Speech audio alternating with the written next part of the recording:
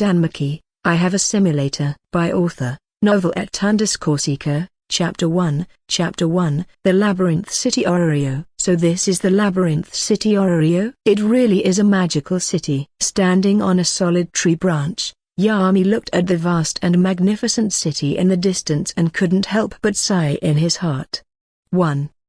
In particular, the tower that rose straight into the sky was even more fascinating. It was hard to imagine how such excellent workmanship was built. Probably only the legendary gods could make it. The labyrinth city of Orrio was also the center of this whole world. This was a city with a huge underground labyrinth, hence its name. Because of its remarkable features, Orrio had also become the residence of the gods. In fact, this was not the realm of the gods but the residence of the gods after they descended. Since the gods were almost immortal, their lifespan was much longer than any creature's, and the endless years also made them feel bored and empty, so a unanimous decision was reached after a lifetime meeting. The gods left heaven one after another, chose to come to the world, and sealed their divine power by selecting the human beings, elves, subhumans, and other creatures they liked. They formed familiar members, bestowed them fauna, and allowed them to become stronger to survive in the harsh environment. It was also because of the help of the gods that human beings had the power to defeat monsters and continue to reproduce. As a city jointly created by humans and gods,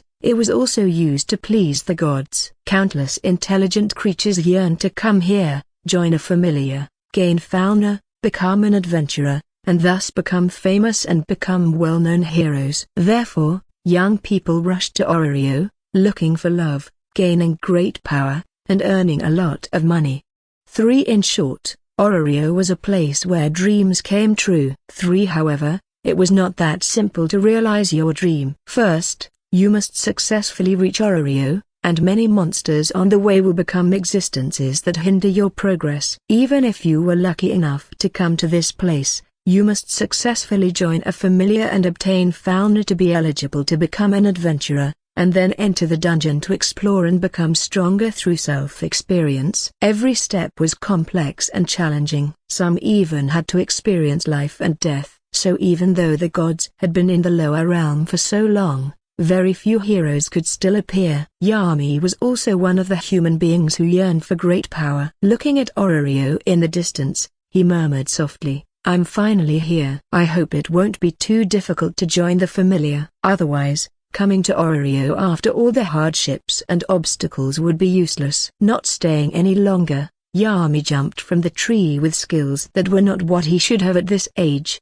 For in his previous life, Yami probably wouldn't have been able to get up and down the tree so quickly, but after figuring out what world he came to, he practiced purposefully while being surprised. The daily basic exercise was not for nothing. It had helped him attain good physical fitness, unlike his previous life. That's right, Yami was not a native resident of this world. He was from Earth. He came to the world of Danmachi, a very dangerous world with various opportunities. Although he was only an ordinary mortal now, if he could obtain fauna, he would definitely be able to get extraordinary power. Even magic was very likely to be mastered.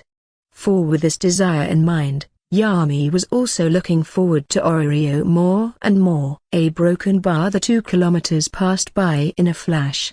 As Yami approached gradually, the colossal city was constantly enlarged in sight. Even if he couldn't see the scene in the city, he could catch the shouts from inside the city just by standing outside, and the lively scene had already appeared in his mind. It's really spectacular. The construction style of the city wall itself was similar to that of the Middle Ages. It was entirely made of stone bricks. According to preliminary estimates, it was at least tens of meters high. Standing below it, you can completely feel your own insignificance. But it was this majestic building that made people yearn even more. A long queue of people was waiting for inspection outside the city gate. Some were riding in carriages, some were pulling goods, dressed as businessmen, some were farmers with farming tools and various vegetables on their shoulders, and some were wearing cloaks with sophisticated weapons on their waists. In addition, there were many sub-races also mixed in the team. A dwarf with a short stature of about 1 meter,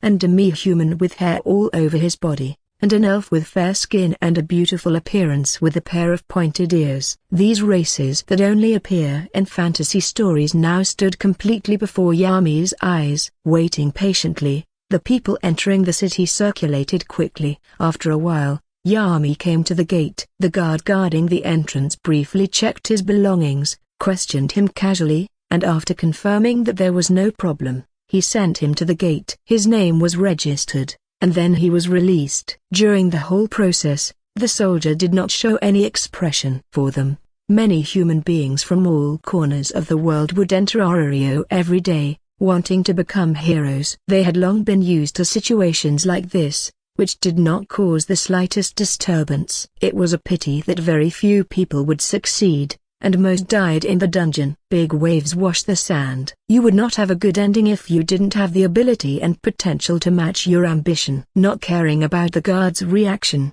Yami thanked them and walked into Orario with his belongings. His journey had officially begun. Chapter 2. Chapter 2. What kind of family do you want to join? One Orario is worthy of being the veritable center of the world. After entering the city's east gate, Yami walked along East Street. The first thing that caught his eye was not the broad street and the bustling shops on both sides, but the giant white tower in the distance, towering high above the clouds, which excited him. According to the memory in his mind, he was now on the East Avenue of Orario. This vast labyrinth city had 8 avenues called main streets.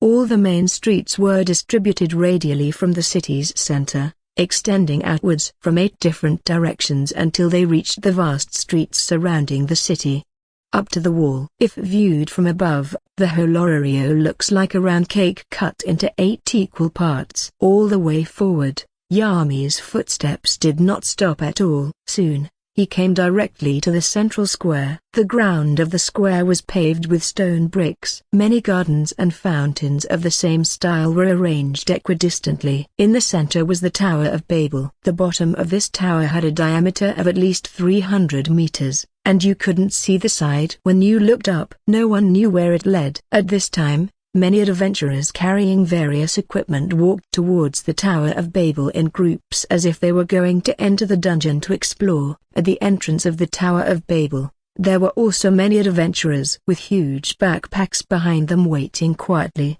shouting from time to time. They were the supporters or pack mules, as many others called them. This sense of sight, like forming a team in an online game dungeon, gave Yami a vague sense of familiarity. Suppressing the restlessness in his heart, he withdrew his gaze from the direction of the Tower of Babel and began to discern the specific direction. Now was not the time to think about other things. Finally, after carefully identifying and asking passers-by, he found the direction of West Street. The location of the Adventurers Guild was on West Street, which was also the area with the most significant number of adventurers, so it was also called Adventurers Street. Almost half of the shops related to adventurers were opened here. Other areas were as lively as they were, but they simply could not be compared. What Yami had to do now was to find the Adventurers Guild and register. As a newcomer, finding the gods' location and visiting them was undoubtedly inefficient. The gods were merciful,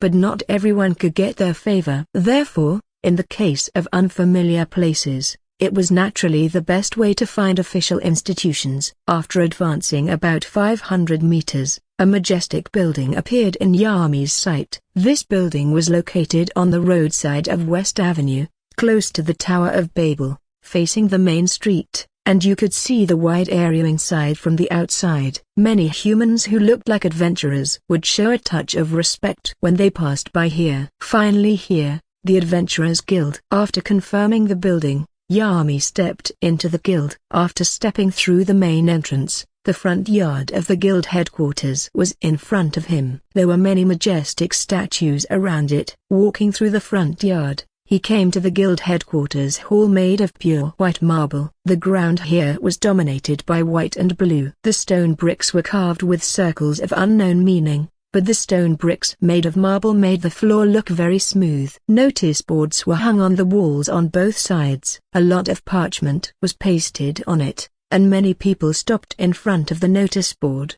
then turned and left. The entire hall was very wide. It would not feel crowded even if hundreds of people were crammed inside. As one of the facades of Orario, the first impression of the Adventurers Guild was that it is worthy of respect. Yami looked around and found the service windows of the Adventurers Guild staff with a clear goal. There were more than 10 service windows, and a young woman in professional attire was in each window. Although they had different appearances and races, the only similarity was that they were beautiful. When he considered choosing a pleasing employee as his person in charge, a window suddenly became vacant. Yami didn't have much time to think about it, so he subconsciously walked to the window. "Hello, how can I help you today?" The clerk in the window was a human girl with pink shoulder-length short hair. She was about 18 or 19 years old. The white shirt on the upper body matched the sleeveless suit, which made her look cute and capable. Plus her sweet smile made people feel like a spring breeze. The girl seemed very familiar with the process in front of her and spoke the same lines. "Hi, I'm a human who just came to Orario today. I want to join the familiar to become an adventurer, but I'm unfamiliar with the specific method. I heard that the Adventurers Guild has business in this area, so I would like to ask if there is any good recommendation." 15 Are you new? I see. Please wait a moment. 2 After a moment of surprise, the girl got up and walked towards the back, rummaging through the pile of documents. About 2 minutes later, she pulled a thick book from it and then walked out of the window, hanging a notice board to suspend business in front of the window. "Sir, please come with me. The introduction is a bit complicated, so let's sit on the sofa over there and talk. By the way, I will also introduce you to the specific situation of the familiar. I would like to ask about your schedule. Is it convenient to go up? I have time. I just came to Orario and don't have any other arrangements." Yami responded quickly. 3 That's great. Let me introduce myself. My name is Miss Haflot. I will be your adventurer consultant in the future. I hope we can get along well. 3 Saying that, Miss Ha stretched out her right hand with a brilliant smile on her face. Chapter 3 A blacksmith. Sitting on a sofa in the lobby, the two introduced themselves briefly. Only then did Yami think about who this Miss Ha was. If he remembered correctly, she was one of the characters who appeared in the original book. Although his advisor was not a beautiful elf girl, a beautiful human girl was not bad either. Then, Mr. Yami, before I introduce the basic situation of the familiar, I would like to ask, which type of familiar do you prefer to join? Commercial, craftsman, agricultural, and the most mainstream exploration. One are there so many types of familiar? Yami was a little surprised. Although he knew Orario had many familiars, he didn't expect such a detailed division. There were too many choices. 3 Of course, Orario is a city full of opportunities. Although the gods came from the heavens and established their families, they operated according to their interests. For example, for those who are good at brewing divine wine god, the business of the familiar members is more inclined to make and sell fine wine. The familiar members under their command are also better at making wine. Therefore, choosing the right familiar members is also a very profound knowledge for newcomer adventurers. After all, when you join the familiar and obtain the fauna, it is usually difficult to change them, so at the very beginning, your choice is crucial. However, in Orario, the exploration familiar still occupies the vast majority. Generally speaking, the exploration familiar focuses on the magic stones or materials collection dropped by killing monsters in the dungeon. A type of familiar that comes to earn money. This type of familiar is the mainstream of Orario. But correspondingly, because of the need to frequently enter the dungeon, the exploring familiar often encounters various dangers and is the most powerful. 1. After explaining the basic situation, Miss Ha looked at Yami. She didn't rush him to choose but left the time for the latter to think about it slowly. As a qualified rookie adventurer guide, these are all the necessary things to consider before joining a familiar. Miss Ha, besides adventurers who explore familiar members, I would like to ask, do the other types of familiar members enter the dungeon? Of course. Although the main business of other types of familiar members is not to explore the dungeon, they will sometimes go to the dungeon to explore, maybe to obtain materials, or to improve their own level, but no matter what, Adventurers of all familiar members will all enter the dungeon. But don't worry, Mr. Yami. Other types of familiar members don't often enter the dungeon, and they are led by high-level adventurers every time they go, so there is not much danger. It seemed to her that Yami was worried about his safety, so she hurriedly explained.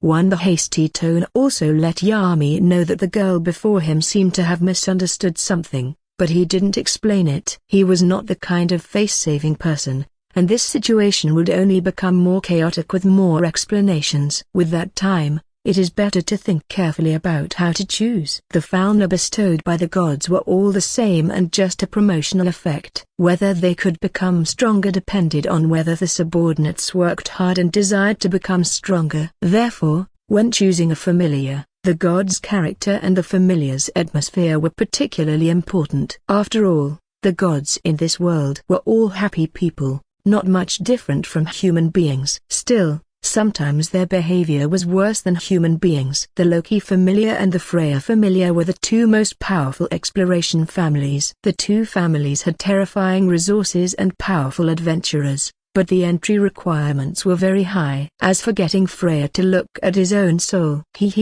Yami just smiled and said nothing. Not to mention pure white and flawless, his soul should be almost yellow and black. He didn't think he was a guy with the quality of a holy sun, so forget it.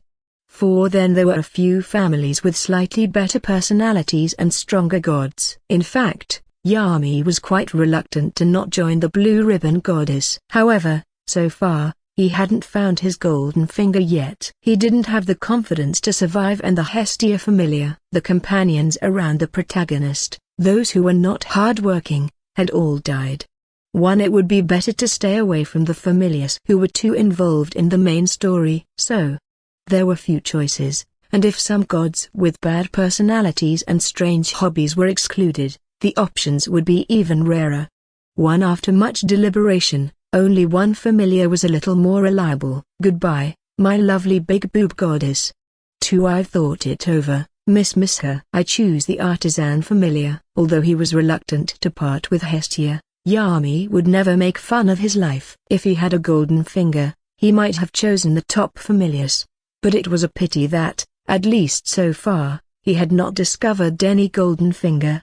That being the case, he could only reluctantly give up the high-quality option of the Hestia familiar. A craftsman familiar? Let me look for it. After hearing Yami's response, Miss He didn't feel the slightest surprise and started rummaging through the book she had brought. I found it. Recently, a familiar entrusted the information about recruiting familiar members to the Adventurers Guild, and word of mouth is also good. It should meet your requirements, Mr. Yami. Which familiar is it? Yami asked curiously. Miss He directly turned over the book in her hand, revealing its contents. It's the Hephaestus familiar of Hephaestus. Chapter 4, Hephaestus, the blacksmith familiar. The Adventurers Guild was an organization controlled by the great god Uranos. The guild was responsible for managing all adventurers and simultaneously guided new adventurers and provided relevant information. It could be regarded as the maintainer of order in the labyrinth city of Oreo. But in many cases,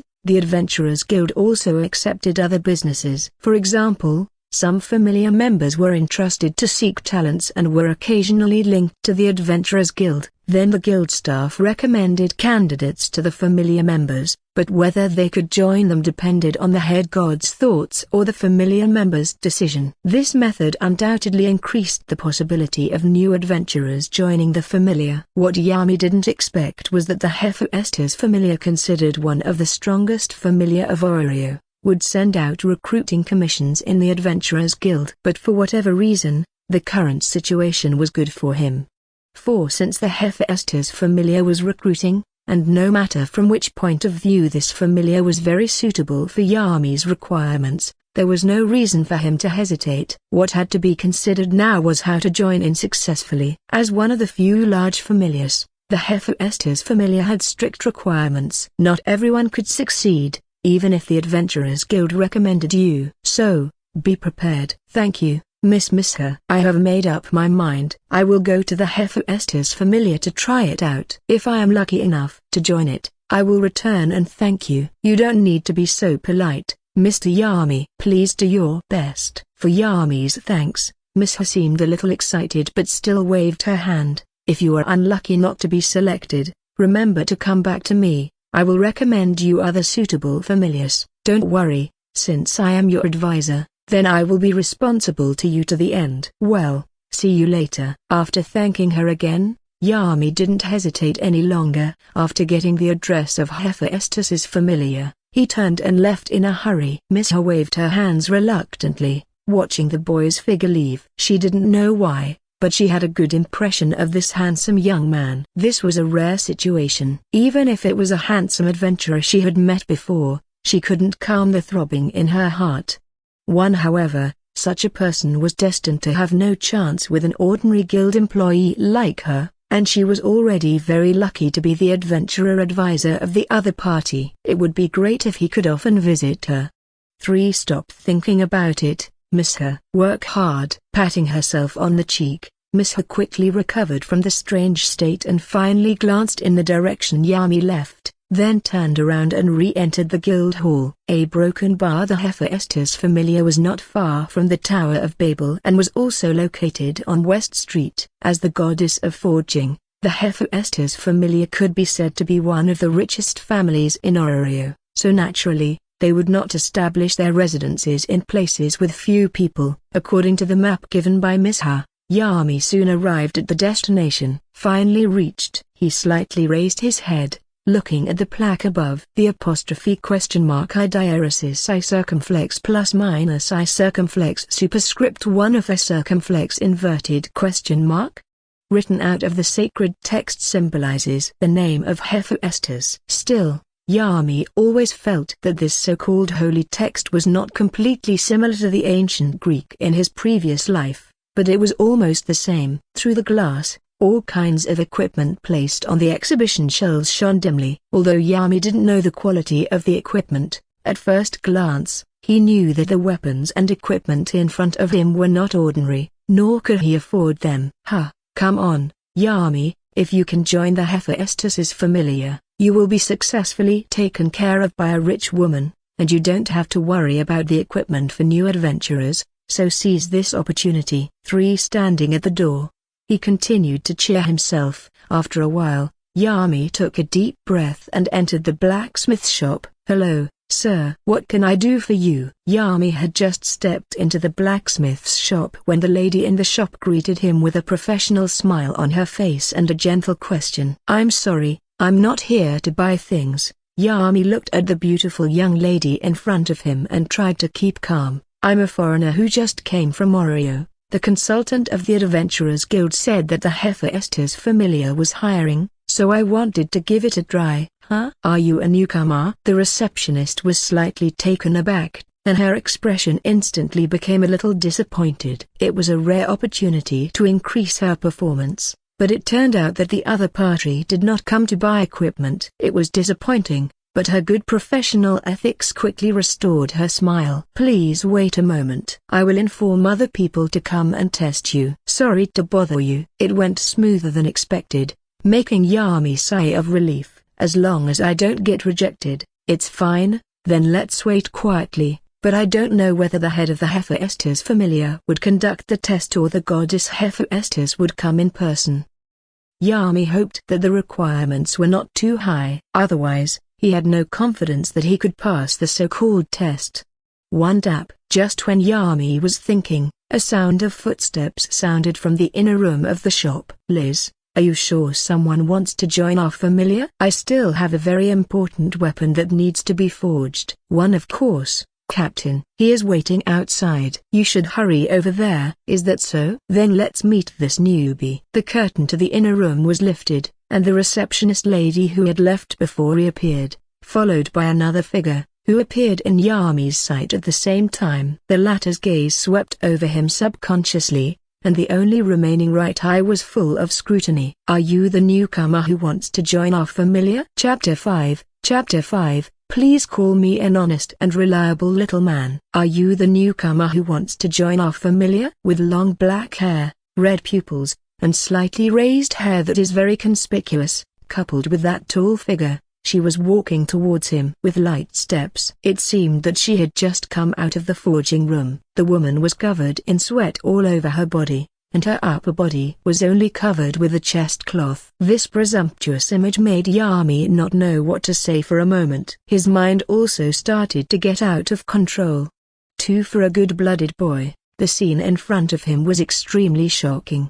"One boy, where are your eyes looking?" The woman walked in front of Yami, and when she noticed the obvious deviation of the other's line of sight, the corners of her mouth could not help but raise slightly. "As a newcomer, it's rude to keep staring at girls, don't you know that?"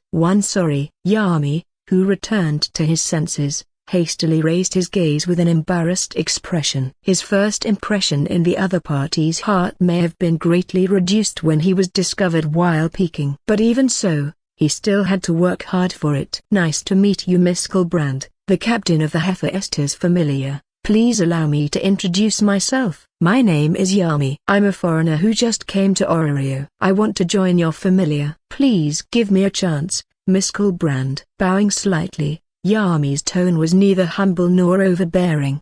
For Tsubaki, who originally thought the other party was just a pervert, looked surprised, with a hint of interest in her eyes, smiled, and waved her hand. "You don't need to be so formal. Just call me Tsubaki. I heard Liz mention you. Come in with me." "Yes, please excuse me." Following Tsubaki, the two entered the inner room together, a room specially used for receiving foreign guests. "Sit down." Tsubaki came to the main table and sat down, looked at Yami again, and then continued. "Everyone in the Adventurers Guild should have told you about Orario's current situation, right? Because of what happened last year, many families have suffered heavy losses. Even our Hephaestus Familiar is no exception. Many familiars have even withdrawn from Orario. If it were not for the shortage of manpower, we would not be recruiting at this time. Most of the backbone of the familiar members are busy improving their abilities and have no time to train newcomers. In fact, we also wanted to recruit some adventurers with a few characteristics, but none of them were recruited. Now you, a newcomer, came to the door on your own initiative." It's really unexpected hearing Tsubaki's words. Yami was slightly taken aback. Mishra did not mention this matter to him. He just came to Orario, so he didn't have time to understand the situation. Who knew so many things had happened here? He now knew why the Hephaestus Familiar was recruiting people through the guild. "Sure enough, looking at you looking lost. You didn't know." "It's really difficult." Tsubaki, who had been paying attention to the changes in Yami's expression, scratched her head distressingly. "Then what are your strengths? What skills have you mastered, such as forging or special magic?" "None at all." Yami smiled awkwardly again, feeling a little embarrassed. After hearing the response, Tsubaki's expression became very strange, and the words in her heart blurted out instantly. "Then how did you have the confidence to come here for an interview?" "Although our Hephaestus Familiar is not the strongest, it's also among the top group. Didn't the person in charge tell you?" Of course, she said it, but can't people have a little dream?" Newcomers who don't know anything are really the most troublesome, so the last question, why did you choose to join the Hephaestus Familiar? When this question was raised, Tsubaki's expression also became very serious. As the head of the group, she was also responsible for recruiting the familiar members. Naturally, she was unwilling to let some bad-tempered guys into the familiar. "You can have minor shortcomings, but you must not be too bad." Perhaps some gods liked this kind of child and treated the others' various behaviors as fun. Still, this method would never work with the Hephaestus Familiar. Therefore, to every adventurer who joined the familiar, Tsubaki would ask them this question. Even if she couldn't tell whether someone was lying, Tsubaki, who had been through hard work, had sharp eyes. Her accuracy rate was about 90%. A reason for wanting to join the familiar? After a little hesitation, Yami's eyes were firm, and he did not dodge at all. The Hephaestus's familiar is strong enough and has sufficient resources. The god of Hephaestus's character is also very easygoing,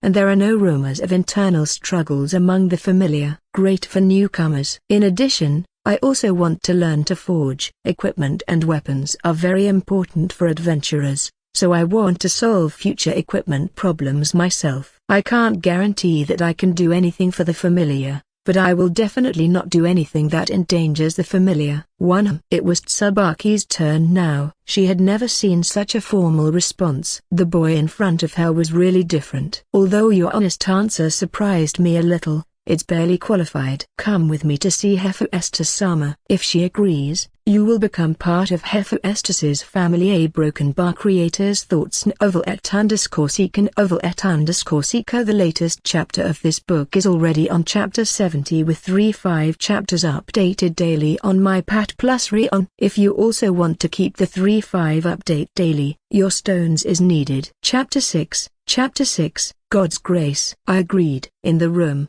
Goddess Hephaestus responded with a smile, which was beyond Yami's expectations. On the other hand, Tsubaki's expression remained normal, as if she already knew the outcome. Your name is Yami, right? In fact, nothing is surprising. The losses of all the families were huge. Our Hephaestus familiar also needs fresh blood. Compared with other gods, I value honest eyes more than abilities. So I agreed with you to join. Do you have any questions? No, thank you, Hephaestus-sama. Yami shook his head hastily, looking at Hephaestus with slightly nervous eyes. Only when you see the real god will you know what you are facing. A faint aura emanated from Hephaestus. It seemed as if he stared at it for too long. He would get lost in it. This was probably the divinity unique to gods, which was also why ordinary people could recognize gods at a glance. Almost all the beautiful words could be used to describe the Hephaestus in front of him. Even though he had been mentally prepared, Yami still lost his composure a little.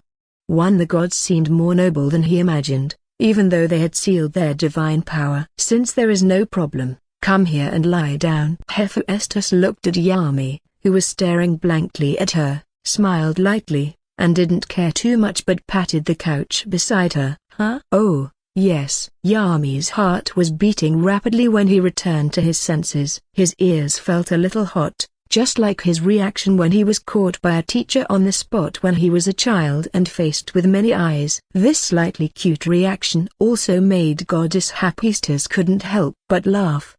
3. To prevent her behavior from causing too much pressure on her newly joined child, the goddess could only try her best to endure and then shifted her gaze to the silent Tsubaki. Tsubaki, why are you still standing here? It doesn't matter, Hephaestus-sama, it's just a fauna for newcomers, and there won't be any overly important skills and magic, so you don't have to drive me away.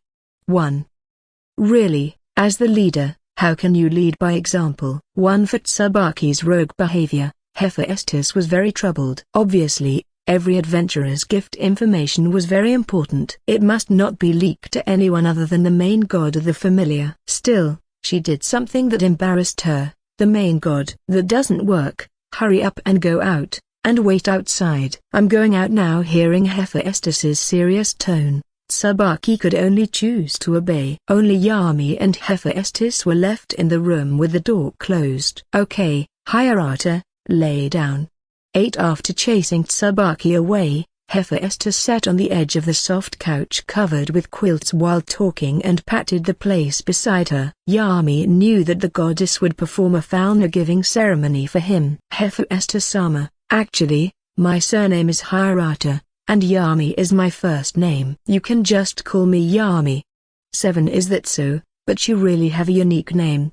Then I'll call you Yami from now on. Lay down quickly. I'm going to give you the falna. Taking a deep breath, Yami suppressed the excitement in his heart, nodded, took off his shirt, and lay down on the soft couch. I'm going to start. After finishing the words, Hephaestus skillfully cut her finger and dripped her blood onto his back. The cold feeling came over in an instant. Before Yami could feel it carefully, a blazing flame appeared on his back, and a hammer appeared on it, symbolizing Hephaestus's familiar. Afterward, dense sacred writing climbed up Yami's back. Yami suddenly felt something in his body open. Ding! An unknown energy source has been detected. The traversal simulator system is officially activated, and it is being activated.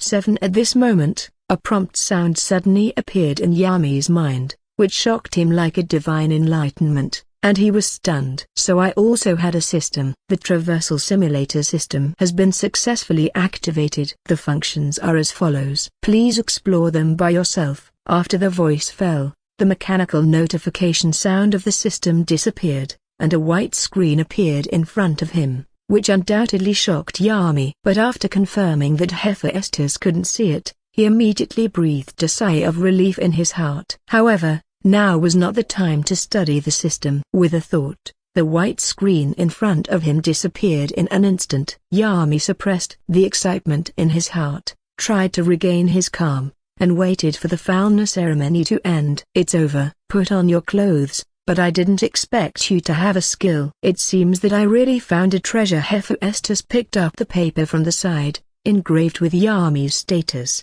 then patted the latter's relatively strong back and handed it over. It's just that your skills seem a little strange. Eh? Yami was a little puzzled. After thanking her, he reached out, took the paper with his status engraved on it, and looked at it. Chapter 7, Almighty Man. Hierarchy. Yami LV.1 Strength, I0, Durability, I0, Dexterity, I0, Dexterity, I0, Magic, I0 for Magic, Skill, Almighty Man, 11A middle. Sometimes, can get unexpected improvement. 5A. Is this my status panel? It's not much different than imagined. There was only one magic slot, which was pretty good, but the skill was slightly surprising. If Yami guessed correctly, it was probably because he had just received the simulation system not long ago. 3. The gift of God could not effectively capture the system's existence, but it manifested itself in another way. In any case, this skill could be regarded as timely rain, which could perfectly explain Yami's future improvement speed. The foulness status was divided into basic attributes, magic, and skill. Among them, the basic attributes were subdivided into 5, strength, durability, dexterity, agility, and magic power, which correspond to several physical abilities of the adventurer in a very simple and easy-to-understand manner. Each of the 5 items had its own proficiency. The proficiency was divided into 10 levels. It was represented by letters, such as I, H, G. A, S, etc. Each level corresponds to its own value. For example, I corresponds to 0.99, H corresponds to 100-199, and so on, and the most advanced S corresponds to 900-999. 4. Generally speaking, the experience points obtained after combat or training become the food for increasing proficiency. The more frequently you exercise with an item, the more your proficiency in that item will be improved. This is probably the case, but very few people can increase their proficiency to the limit. Most adventurers can be promoted when they reach D in their stats. 2. Then Yami, from now on, you are a member of the Hephaestus familiar. Our familiar does not have too many rules. Still, there is one necessary thing: fighting is absolutely not allowed in the familiar. If there is any dissatisfaction, you can come to me anytime, as long as you have a reason. As the main god of the familiar, I will make decisions for you. 2. Seeing Hephaestus's serious expression, Yami nodded immediately. I understand, Hephaestus-sama. Please rest assured, I will always keep this in mind. Well, that's good. You are a mature child, so get along well with everyone in the future. Seeing that Yami was not lying, Hephaestus was even more satisfied with the child in front of her. You go down first, let Liz take you to the residence, and you will live there from now on, and let Liz help you choose a set of basic equipment, which every newcomer adventurer will have. However, if you want to obtain more powerful equipment in the future, you can only rely on your efforts. Although the familiar members do not lack equipment, they must not be given for free. Do you understand what I mean? I understand, Hephaestus-sama. I will not become someone that gets something for nothing. 1. That's good. You can go and rest. Yes, then I'll go first. After bowing slightly to Hephaestus, Yami turned and left the room. Naturally, he did not forget to close the door before parting. Hephaestus waited inside alone, and after a while, the door was pushed open again, and Tsubaki, who had left earlier, returned to the room. Hephaestus-sama, How do you feel? Not bad. He is a good boy and was not lying. He has great potential. Tsubaki, I will leave Yami to you to train. Maybe he may surpass you in the future. Tsubaki was slightly surprised to hear such a high evaluation from her goddess. Still, she was not jealous, as it was great that a newcomer with great potential joined their familiar. If Yami could grow quickly and share the pressure for her, she would have more time to spend on forging. Leave it to me, Hephaestus-sama. I will train that kid well. Then I will go down first. A broken bar. Yami was not aware of the conversation between Hephaestus and Tsubaki. At this time, he had been led by Liz to an empty room in the backyard of the blacksmith shop. The girl left politely, and he was the only one in the room. After making sure there was nothing else to do, Yami took a deep breath, and with a thought, he summoned the white screen of the system. Traverse Simulator. The host can perform 3 traversal simulations a day. You will randomly obtain 5 talents each time, and the host can choose any 3 for the simulation. 3.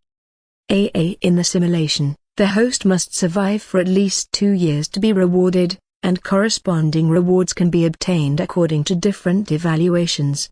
4. When the evaluation of the host's simulation reaches S rank, you can choose to simulate yourself in person. Suppose the evaluation of the real person simulation reaches S. In that case, you can completely solidify the simulated world and enter and exit freely. Still, there is only one chance for a real person to simulate. Damage will be applied to the host, including death. Wow, this system seems powerful. After reading the system functions, Yami's eyes lit up. You can get rewards through simulation without any effort, and there is no danger to your life. It aligns with his concept of getting low profile while getting stronger from the beginning to the end. It was similar to the idle games in his previous life. You could continue to open the file and explore the routine to get the biggest reward. This kind of safe and fully automatic system really suited his taste. As a prudent human being, safety comes first. I like this system. I can become stronger by lying back and relaxing. It's perfect. A smile bloomed on Yami's face thinking of his future.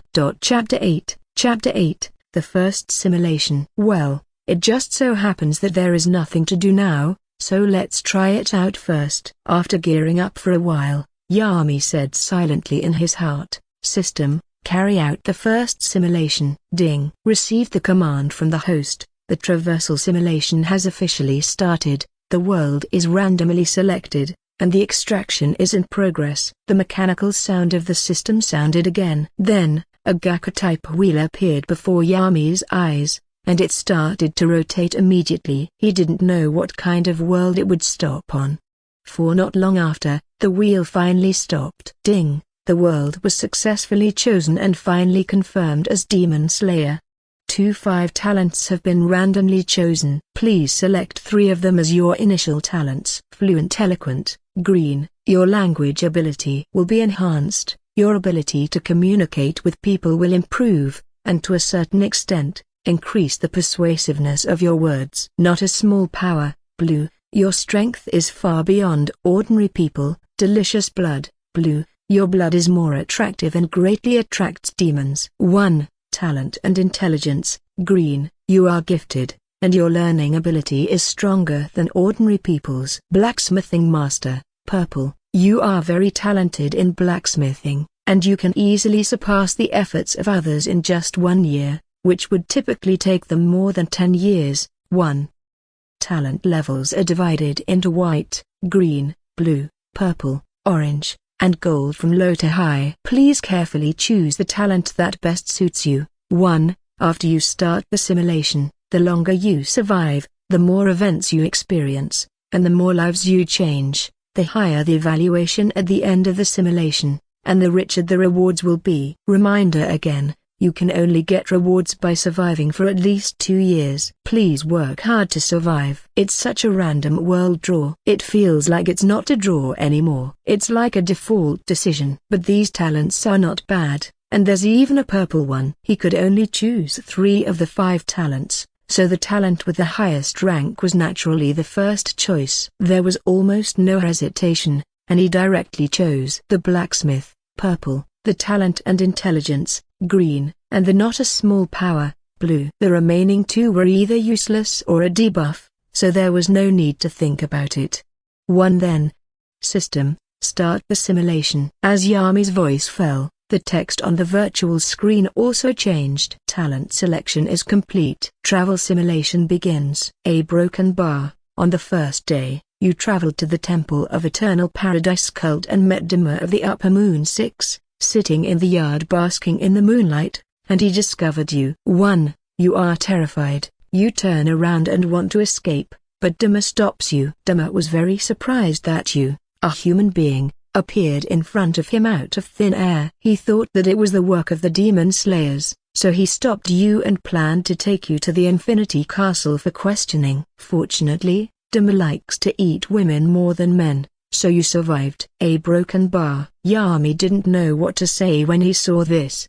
1 This dog system actually threw him in front of Dima. It was straight to hell. He was just an ordinary person. How could he be the opponent of an upper moon? He couldn't escape from Dima's hands even if he had the so-called great talent for strength. Looking at it like this, it seemed he would be taken directly to meet Muzin. What the hell? It's the first simulation, and he will meet the final boss already? If Muzin turns him into a demon and then reads his memory, wouldn't the secrets from other worlds be exposed to him? And every time I travel through the simulation, the start will be the same. Doesn't that mean I will meet Dima every time I travel through the simulation? CK. Just kill me. Thinking of this kind of F-King start, Yami was so angry that he wanted to shout curses. Was there a worse experience than this?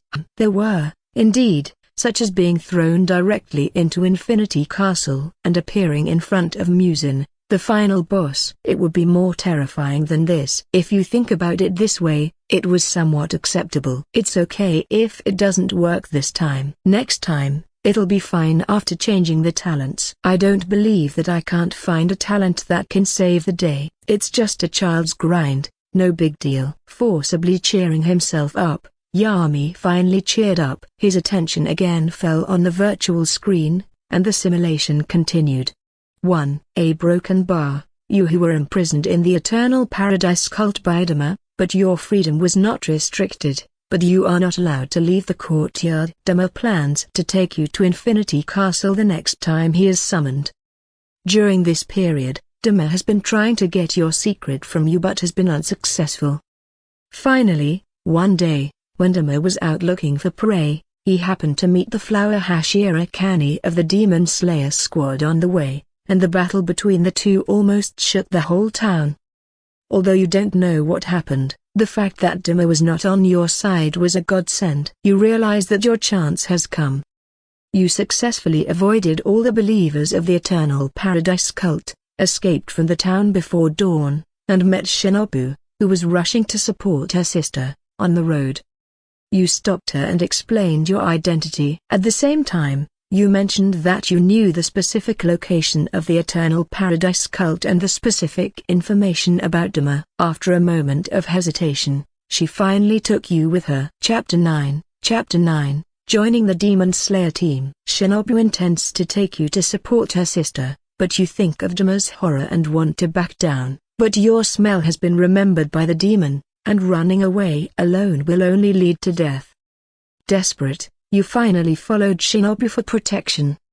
When you and Shinobu arrived at the battle scene, you were shocked by the broken ruins. It seemed that because the sun was about to rise and Dima had left, leaving only the Flower Hashira Kani, who was seriously injured, follow-up members of the Demon Slayer team came one after another and took over the scene. Shinobu threw you down and stayed by her sister's side all the time. You didn't tell Dima's hiding place on the spot. You knew very well that these people in front of Dima were cannon fodder. They can't take revenge even if they go to the Eternal Paradise cult. At most, they will also be added to the list of corpses. In the end, Flower Hashira Kani, who was seriously injured, could not be rescued. A broken bar. She still died. A broken bar, Yami murmured. He could only escape from the hands of Dima because of Kani. So his mood was a little complicated now that his savior had died before his eyes. However, The timeline can be determined now. It is 4 years before Kamado Tanjiro's family was killed by Muzin,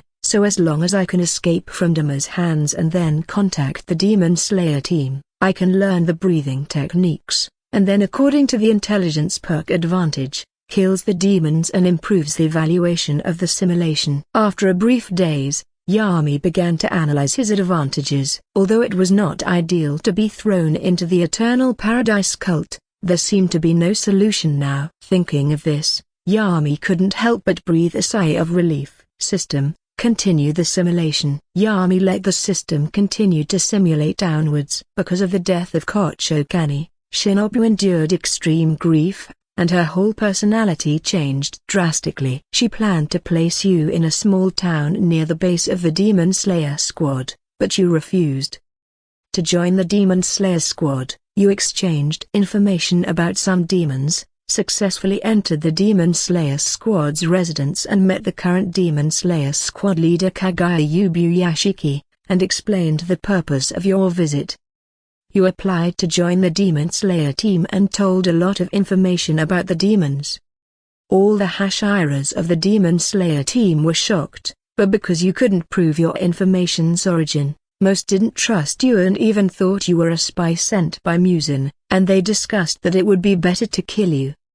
Fortunately, Yashiki Kaga denied all opinions and believed that as long as the demons could be eliminated, all forces would be united. As for the origin, it was not that important, so, you have successfully joined the Demon Slayer squad. A broken bar. Seeing this, Yami breathed a sigh of relief. As expected of Kagayubu Yashiki, a man with great personality and charm, fortunately, I successfully joined the Demon Slayer squad. If he disagreed, I would have had no place to learn breathing techniques. Yami couldn't help but secretly rejoice in his heart. When he saw that the Hashiras opposed his joining and discussed killing him, he began to regret why he didn't choose the eloquent talent. That talent was simply a sharp weapon at this time. Fortunately, he got into the Demon Slayer team without dying. Kagayubu Yashiki was worthy of being a man who could lead the Hashiras, and he could see that he was extraordinary at a glance. However,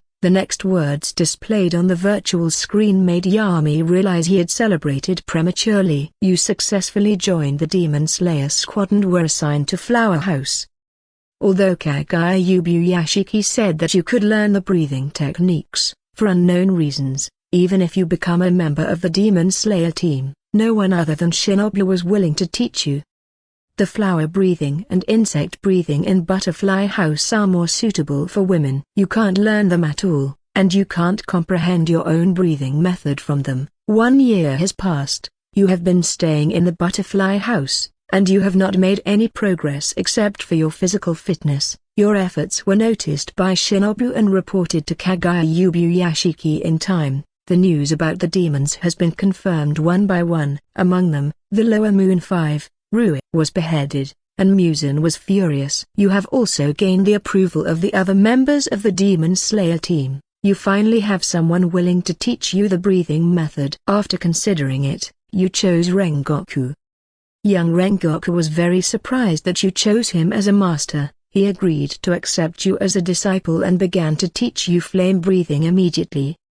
Because of your talent and intelligence, Green, you seem very talented in flame breathing. Kyojuro is very satisfied with you. After his careful teaching, you have successfully learned the first 5 forms of the breath of flames. Even your strength has increased greatly, and you have successfully passed the final selection. A broken bar. I have finally come into contact with the breathing method. It was not easy. Seeing that he had learned the flame breathing, Yami was happy. Although he only learned the first 5 forms of flame breathing, for the time being, it was already pretty good, no matter what. After all, flame breathing was the closest to sun breathing, and it was not so easy to learn.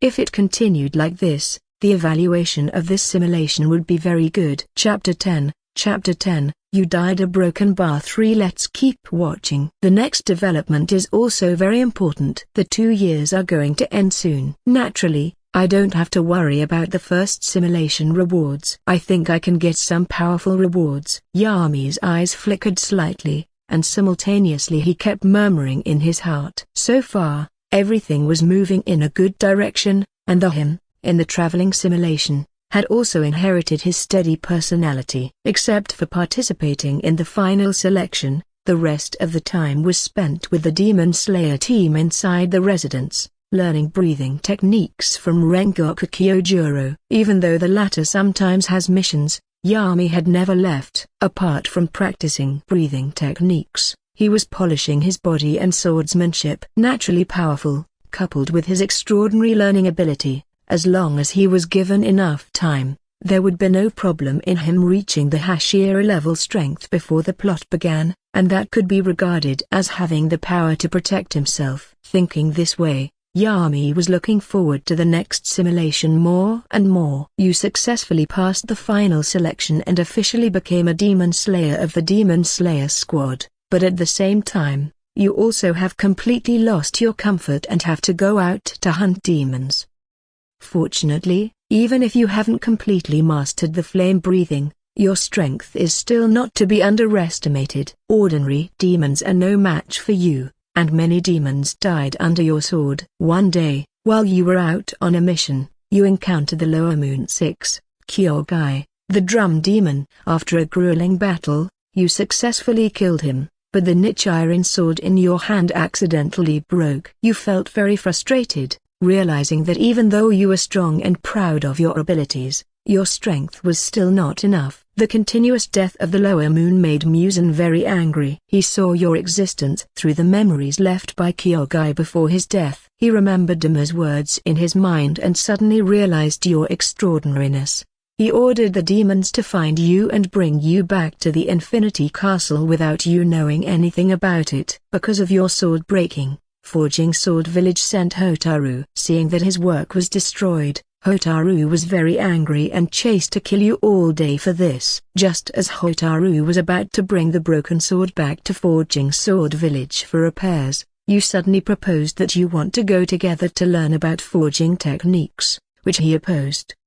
But when he assessed you and found that you have an extraordinary talent in forging, he even wanted you to give up your duty as a demon slayer and go to the blacksmith village with him to be a blacksmith. Kagayubu Yashiki knew about this, but he didn't help you decide, but allowed you to go to the swordsmith village to study while being a swordsman and to improve your strength through special training. You followed Hotaru to the swordsmith village, and while you had special training, you learned forging. In half a year, your forging skills had become very strong, and Hotaru could not teach you anymore. You are completely competent in the manufacture and repair of the niche iron swords. At the same time, in terms of breathing methods, you have successfully achieved total concentration through special training, comprehended flame breathing mysteries, and forged a sword for yourself. In the third year, Kagayubu Yashiki sent a letter asking you to return to the Demon Slayer squad. The long study time also made you more confident. After saying goodbye to everyone in village, you were carried by a busty beautiful Kikushi on the road to return to the Demon Slayer squad. Who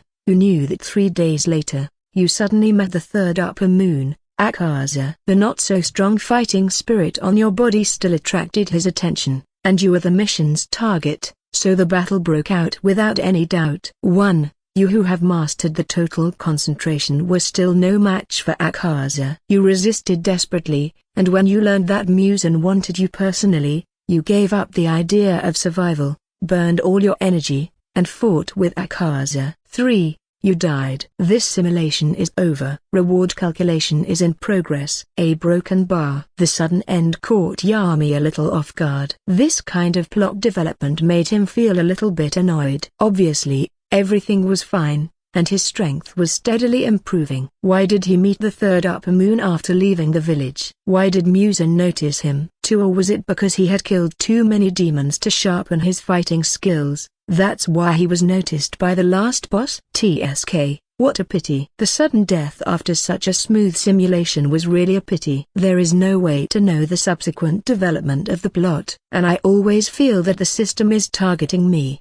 But forget it. At least I survived for over 2 years and will be rewarded. This death is a summary of experience. If I can do it again, I must be more meticulous. Not to mention, This alternative plot development is really interesting. It was obviously a spectator mode, but it still thrilled Yami. Not only that, but he was not without gains. At least he now knew the strength of Akaza. He could not fight back even if he had mastered total concentration breathing. The immortal demon was really terrifying. He needed to be more cautious in the future. Only with enough time could he become stronger. As for now, let's see what kind of evaluation and rewards I will get. Chapter 11, Rewards. Ding. The calculations are complete. Your survival time for this time travel simulation is 3 years and 2 months, and the final evaluation you have obtained is C+. You can choose one of the following 3 rewards. A blue talent, strong power, plus an exclusive Nichiren sword, The first 6 forms of flame breathing and a mystery gift. Sense the forging experience of this simulation. The appearance of the last column of text also announced the end of the first simulation and the accompanying rewards. To be able to get a C+ evaluation was beyond Yami's expectations. Still, only one of the 3 rewards could be chosen, which was too hard. After all, these 3 kinds of rewards were what Yami wanted very much. For those with mild choice difficulties, it was difficult to choose. Reward 1 could be discarded, although it had a blue talent. The improvement would not be much for Yami now, and the Nichiren sword was not as powerful as expected. He was a member of the Hephaestus familia. The probability of obtaining powerful weapons was definitely higher than others. The third one seemed very suitable for the Hephaestus familia but was still very ordinary. Yami could learn forging from Tsubaki. The 2 talents were good, but learning them was not impossible. The gain was not as large, and he did not want to choose it. So, there was only one last option left. Breathing techniques were a special power in Demon Slayer, which allowed humans to fight against demons. Yami also deeply understood its power. He was just a newcomer to the familiar, and flame breathing would be very helpful. There was a very obvious increase in effectiveness, whether for entering the dungeon to explore or learning to forge, so there was nothing to hesitate about. Immediately without hesitation, Yami said silently in his heart, "System, I choose A!" 6. After the words fell, Yami didn't feel any changes in his body, but information about flame breathing was in his mind, which made his heart tremble. 2. The feeling that he had practiced for many years made him wish he could find a place to try his ability now. Fortunately, he was still sensible enough to suppress the impulse in his heart. If he went out at this moment, he would definitely make the Hephaestus family go crazy, and it would also attract the attention of the goddess Hephaestus. 1. There was no way to explain this sudden improvement without any skills just yet. 1. Therefore, he will wait until he enters the dungeon and finds monsters to test it on. Strike while the iron is hot. But this time I can try in other directions to see if I can get unexpected gains. The first few simulations should focus on getting the feel of the world. 1 system, start the second simulation. Following Yami's order, the white screen changed again, and a new page was generated simultaneously. Ding, the talent is being refreshed. Ding, Road Crazy, white, Big Stomach King, white, Nerd, white, Rich Family, green. Talented and intelligent, green. Road Crazy, white, you will become indistinguishable from east to west, and there is a certain probability that you will be able to reach your destination. 3. Big Stomach King, white, your appetite will become very large, and your food will be digested quickly. Nerd, white, when you find that something is wrong, you will frown slightly and then quietly retreat behind everyone, reducing your sense of existence. And there is a certain probability that you can avert danger. 1. Rich Family, green, you will have very considerable startup capital. A broken by Yami. Looking at the 5 randomly selected talents, Yami didn't know what to say. Leaving aside the rest, that Road Crazy must have come to make up the numbers. Also, why was the talent provided by the second traversal simulation so rubbish? It was completely incomparable to the first time. Is the system not just playing with people's mentality? Choose a wealthy family, green, nerd, white, and talented and intelligent, green. 2. Travel simulation begins. On the first day, you traveled to the Eternal Paradise cult and happened to be discovered by Dama, who was basking in the moonlight, but you seemed to have expected it a long time ago, and you were not too surprised. Oh, has it started to change? It's the same as I thought. Yami looked at the completely different content, his eyes flickered,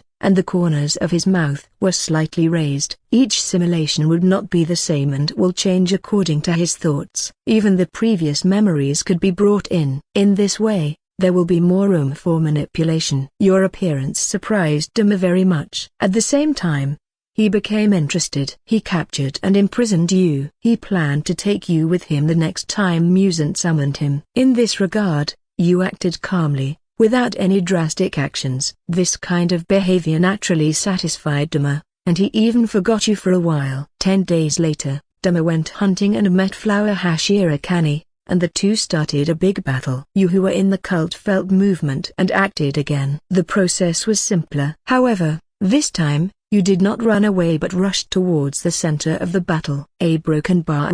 Seeing this scene, Yami's expression became extremely subtle. Although he wanted to see if changing the plot could increase the final evaluation, he was too brave in the travel simulation, so he ran to the most dangerous place. Or did he want to save his savior to make up for the regret of the first simulation? Young people are too sloppy, not calm at all, thought Yami.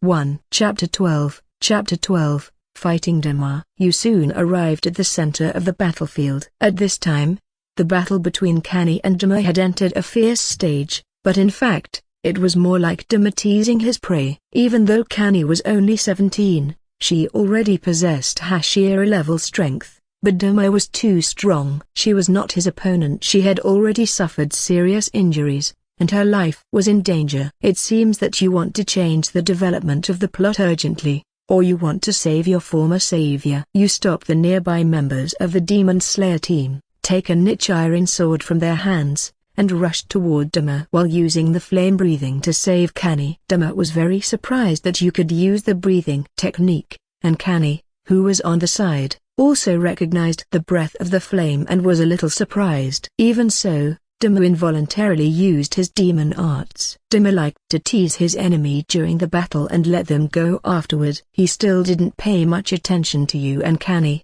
giving you a chance to survive. The sword energy of breath of flame has a certain scorching effect. Although it cannot create real flames, it can still dissolve the misty ice crystals in the air to a certain extent. Thanks to this, neither you nor Kani inhaled it. The battle continues. Time was passing quickly, and dawn was approaching. Dama, who realized the seriousness of the problem, decided to kill the two of you, but under resistance from you and Kani, Dama failed and had to retreat early. You and Kani could not stop him and only watched him retreat completely. A broken bar.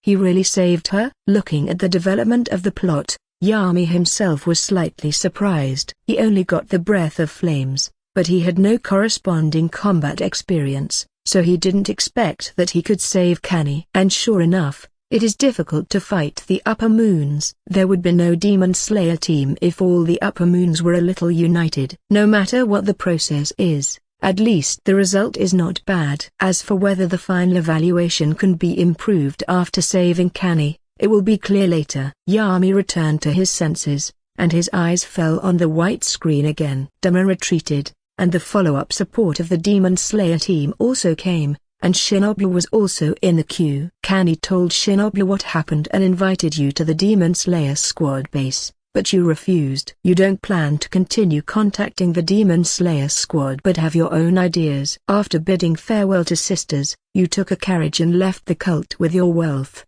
and at the same time, took a Nichiren sword. Relying on the vague impression in your mind, after a long journey, you try to find out about Tanjiro Kamado, who sells charcoal in a town. After asking, you found the mountain where Tanjiro Kamado and his family lived and found their residence. At this time, Tanjiro had not died of illness. Because you knew the particularity of little Tanjiro's sense of smell, you didn't lie but directly explained your purpose of coming and, at the same time, told about demons. Kamado Tanjiro believed your words and agreed to teach you the fire god Kagura dance. You are grateful. You stayed with the Kamado family. The Kamado family was very kind, accepted you very happily, and did not treat you as an outsider, and you also used your funds to improve the living standards of the Kamado family. In the second year, because the flame breathing was the closest to the original appearance of sun breathing, you successfully learned all the dance styles of the god of fire Kagura dance and the breath of the sun,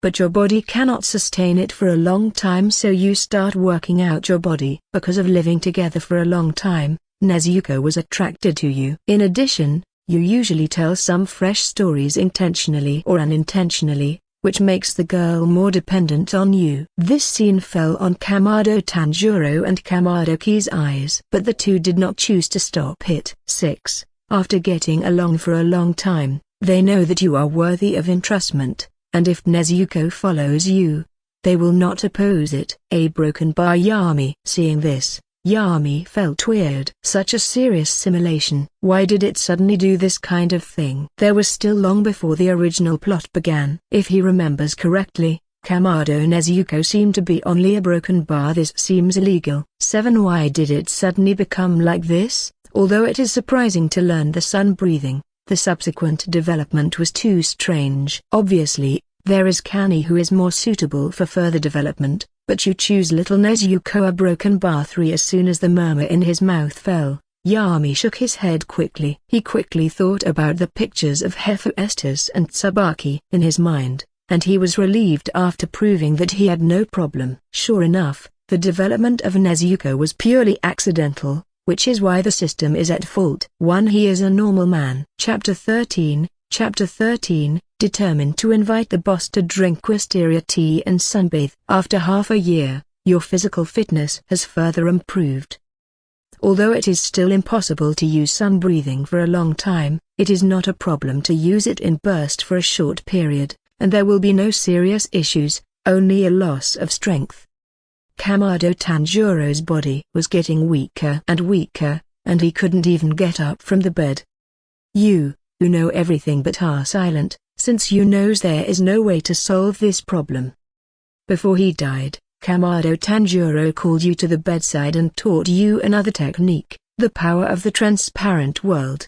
You already know the way to open it. After being instructed, your understanding became more profound, but you could not fully grasp it. Finally, Kamado Tanjiro proposed to betroth Nezuko to you, and you couldn't refuse. During this period of getting along, you had already regarded the Kamado family as your own. 3. You agreed to this proposal but proposed that you would wait until Nezuko is of age before marrying her. Kamado Tanjiro nodded in satisfaction and then passed away with a smile and reluctance on the corner of his mouth. A broken bar. Good guy. His simulated self this time was very smooth. Not only did he save Kani and Shinobu, but he also got in touch with the Kamado family. The most outrageous point was that he became Nezuko's fiancé. Copyright, the series heroine. 2. Such a development was a little unreal. Kamado Tanjiro is still dead, and he shouldn't have lived to be 25 years old with the markings on, but he has survived until age 30, which is already very good. In a year or so, Muzan will come. The Yami in the simulation should know how to run a broken bar, right? 1. As if in response to this question, the white screen started again. You and the Kamado family buried Kamado Tanjiro together, and you continued to live with the Kamado family. In the following time, you didn't forget to exercise hard. Your body and breathing have improved, but you haven't been able to open the transparent world for a long time. In the third year, you feel you have become very powerful. Even if you meet Demu again, you will not only survive, you are confident that you can behead him. However, you still don't have the confidence to defeat Muzan. To deal with the tragedy a year later, you find Ki Kamado and propose moving to a town down the mountain. Although Ki was puzzled and reluctant to leave this place, because you are Nezuko's fiancé. Copyright, she agreed to your suggestion. You moved to the town with the Kamado family, and combined with your memory and vision beyond the times, you quickly earned a fortune, and your life with the Kamado family became happier. but during this period, you still didn't forget about exercising and training. In the 4th year, your body is fully able to withstand sun breathing, and it seems that you are only a step away from using the transparent world, and everything is developing towards the good side. However, one night, Muzan suddenly appeared at your house door, making you feel bizarre. It turns out that after Duma was forced to retreat, he told Muzan about you. Muzan read Duma's memory and also memorized your smell. This is how he found you. The arrival of Muzan made you on edge, and you want Tanjiro Kamado to escape with Nezuko and others. Nezuko didn't want to run away but was reprimanded by you. Unfortunately, because of this momentary delay, Muzan attacked, killing everyone, including Kamado Tanjiro, and you were powerless to stop it. Looking at the tragic situation at the scene, especially the dying eyes of Nezuko, you immediately burned with anger and, at the same time, felt extremely remorseful. Nezuko and the others were killed because of you. You want to kill Muzan, avenge Nezuko and others, even if you sacrifice your own life. You attack with all your strength, showing sun breathing without reservation, and ask at the same time, Muzan, what do you think of human life?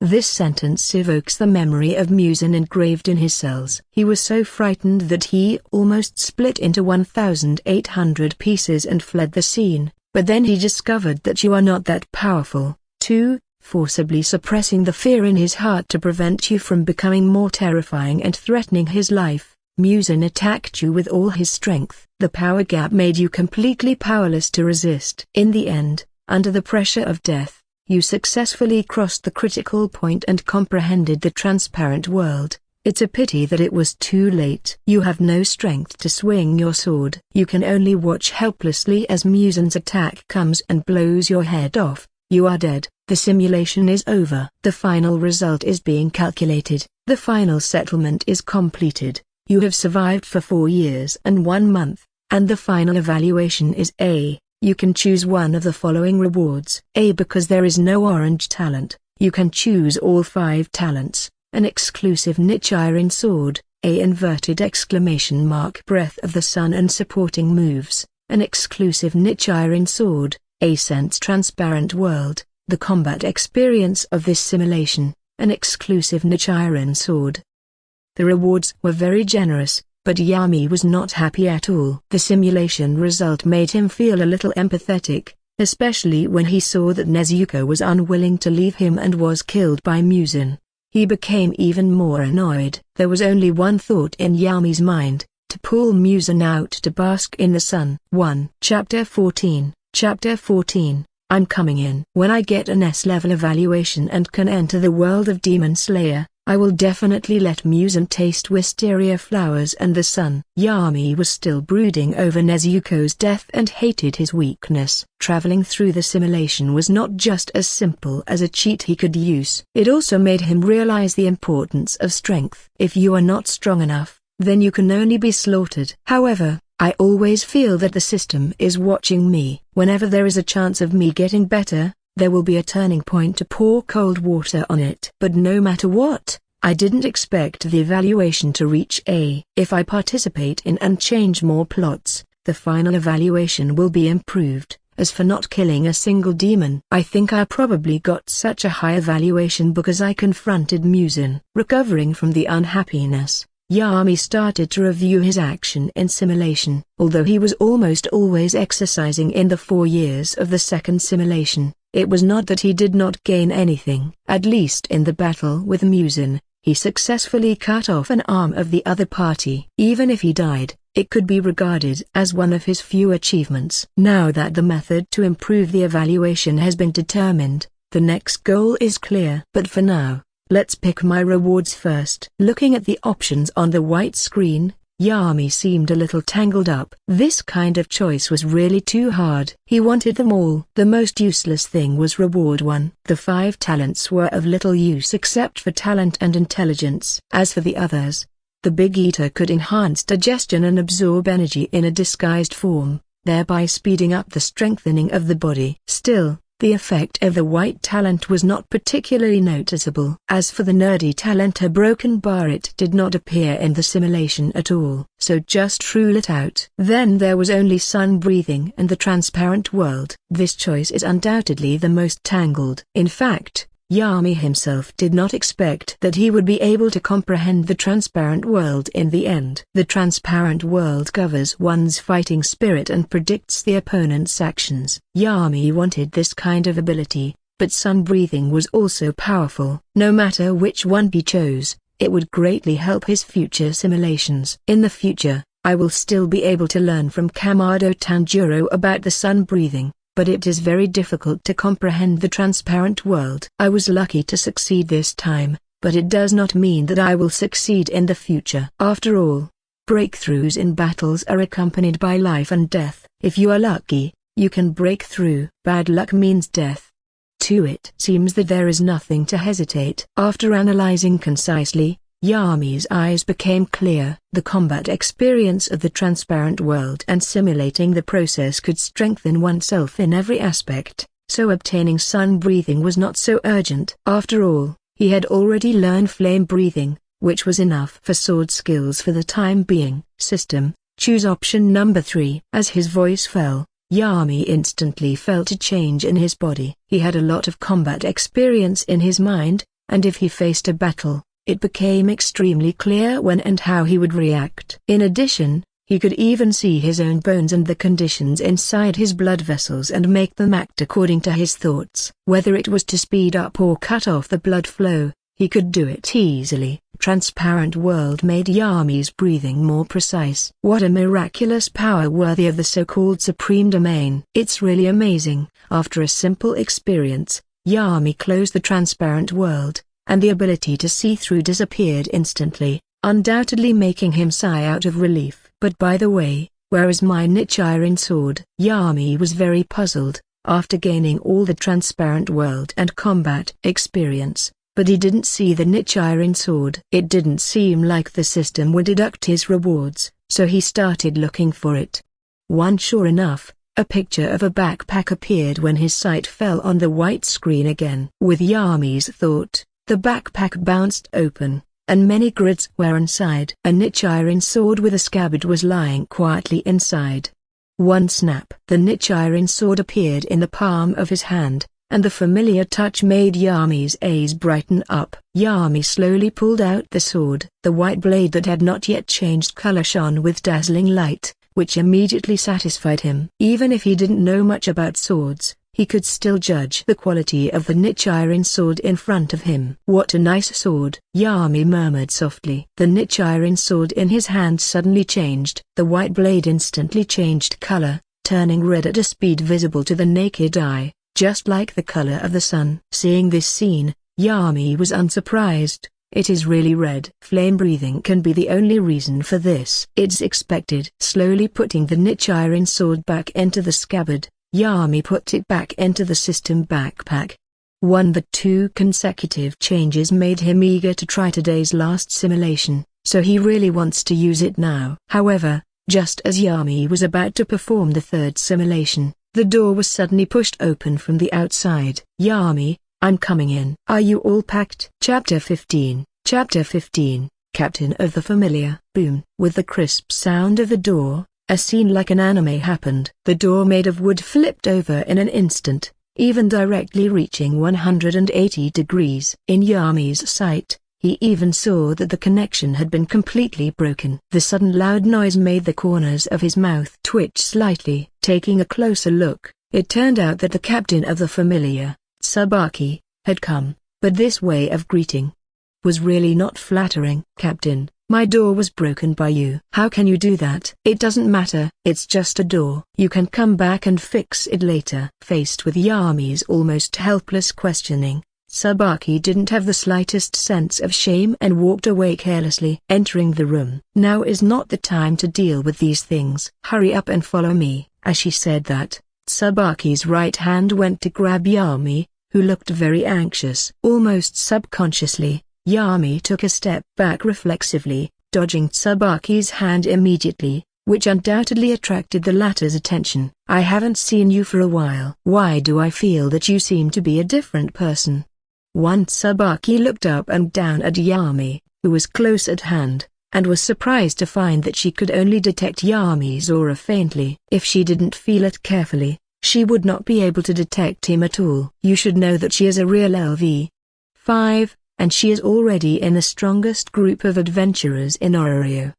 It was too weird for a newcomer who just joined the familiar to be able to make herself feel this way. Could the other party have some special skills? Tsubaki, who didn't know the specific situation, could only attribute the reason to this. Yami was still very calm on the surface, but he was also very surprised in his heart. He didn't expect that his captain was not only good at blacksmithing but also had excellent talents as an adventurer. But as long as he didn't admit it, it was fine. As the only existence who could know his status, Goddess Hephaestus would not take the initiative to tell others about the specific situation, even if it was the captain of the familiar. There was absolutely no doubt that the gods treated every child in the familiar equally, so even if some changes were seen, there was nothing to worry about. "Captain, you think too much. No one can change in such a short period. Maybe you are too tired." Not wanting to continue on this topic, Yami changed the subject calmly. "Let's get down to business. What's the matter with you coming to me so quickly? I almost forgot. I'm here to take you to the Adventurers Guild to register as a new adventurer. By the way, I will teach you what newcomers need to know to conquer the dungeon, and then I will take you into the dungeon. This is a once-in-a-lifetime opportunity. Not just anyone can get me as their teacher." "You are lucky." Tsubaki patted Yami's shoulder, showing a proud expression. "Captain, will you be going with me for this?" This time it was Yami's turn to be a little surprised. He really didn't expect that he would be treated like this. "What, do you have any dissatisfaction with me?" Tsubaki's face showed a faint smile, but it felt scary when it fell into Yami's eyes. He quickly shook his head and responded hastily, "Of course not. It is my honor to be led by the captain of the familiar. It's just that I heard you say that the familiar members were short of manpower. I thought there would be no seniors to teach me. It was like this initially, but who made you suit my appetite? In fact, I also want to go into the dungeon to try out new weapons, and I will just teach you along the way, so don't feel too nervous." 1. It turned out to be like this. No wonder she is coming along.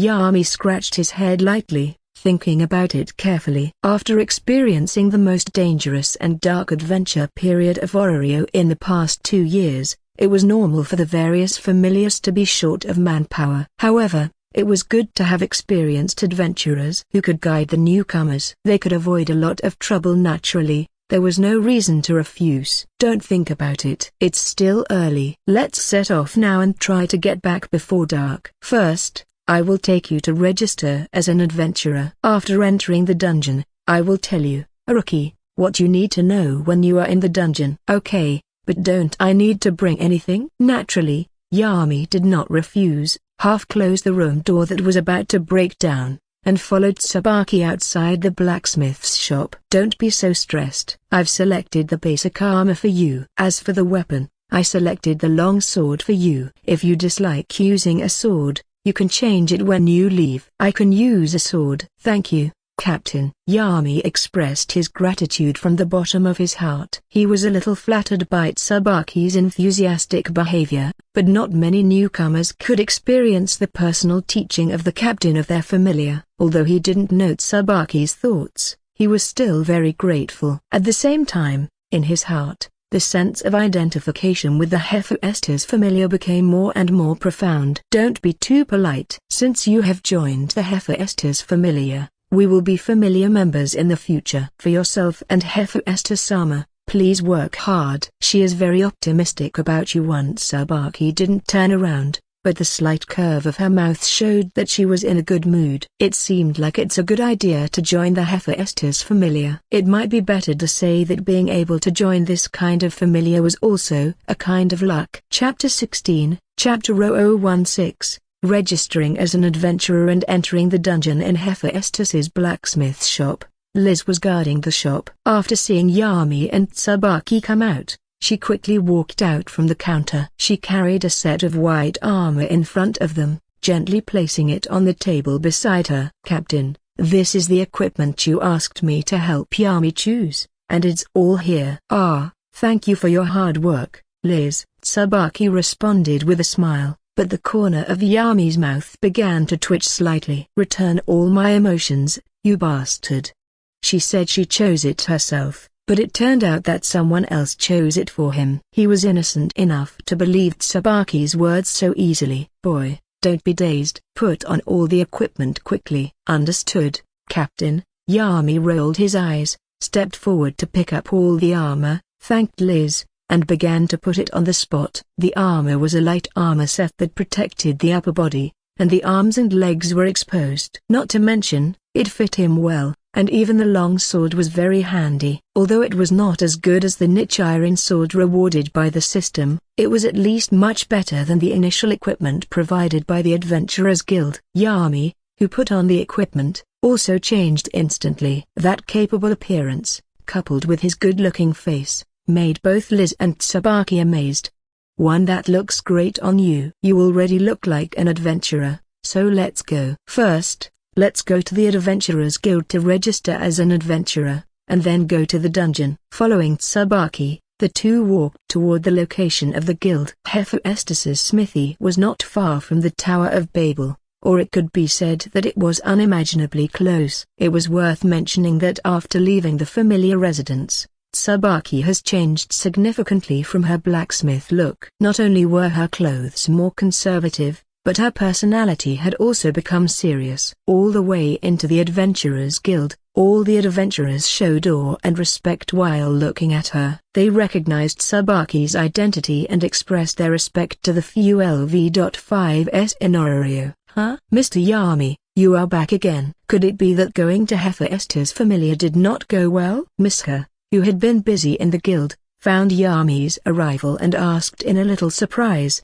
but after she said this, she saw Tsubaki standing next to the latter. This powerful existence was also very respected by her, a small guild employee. "Miss Tsubaki, why are you here?" "I just brought our new familiar member here to register as an adventurer, please, Misha." Tsubaki obviously knew Misha and responded with a gentle face. But after hearing this sentence, Misha's expression suddenly became surprised. She didn't expect that Yami would successfully join the Hephaestus Familiar. "Congratulations, Mr. Yami, you have achieved your wish." "Thank you for your help, Miss Misha. Please teach me more in the future." 1. A broken bar. The adventurer information was registered soon, and Yami was officially an adventurer. Similarly, the Hephaestus Familiar also had a newcomer. However, the adventurer profile only recorded the basic information of the adventurer, such as name, age, race, familiar, and level,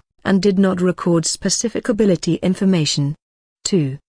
Although she knew that Yami was led by experienced adventurers, Misha gave him basic information. Of course, this information only contained the information of the first 5 levels of monsters. This was the maximum that new adventurers could do. As for obtaining more information, you had to pay a certain price. The Adventurers Guild was not a charity either. Although its purpose was to provide convenience for adventurers, it would also charge a certain fee for some services. After saying goodbye to Misha, Yami followed Tsubaki into the dungeon. On the way, Tsubaki also began to perform her duties as a mentor. Misha should have given you the rookie information just now, right? There are topographic maps of the first 5 floors on it. The terrain is not particularly complicated since it is on the upper floors. You should memorize it first. Yami nodded and opened the scroll given by Misha. Browsing the above information at a glance, the first and second floors were okay. There seemed to be only a few straight routes,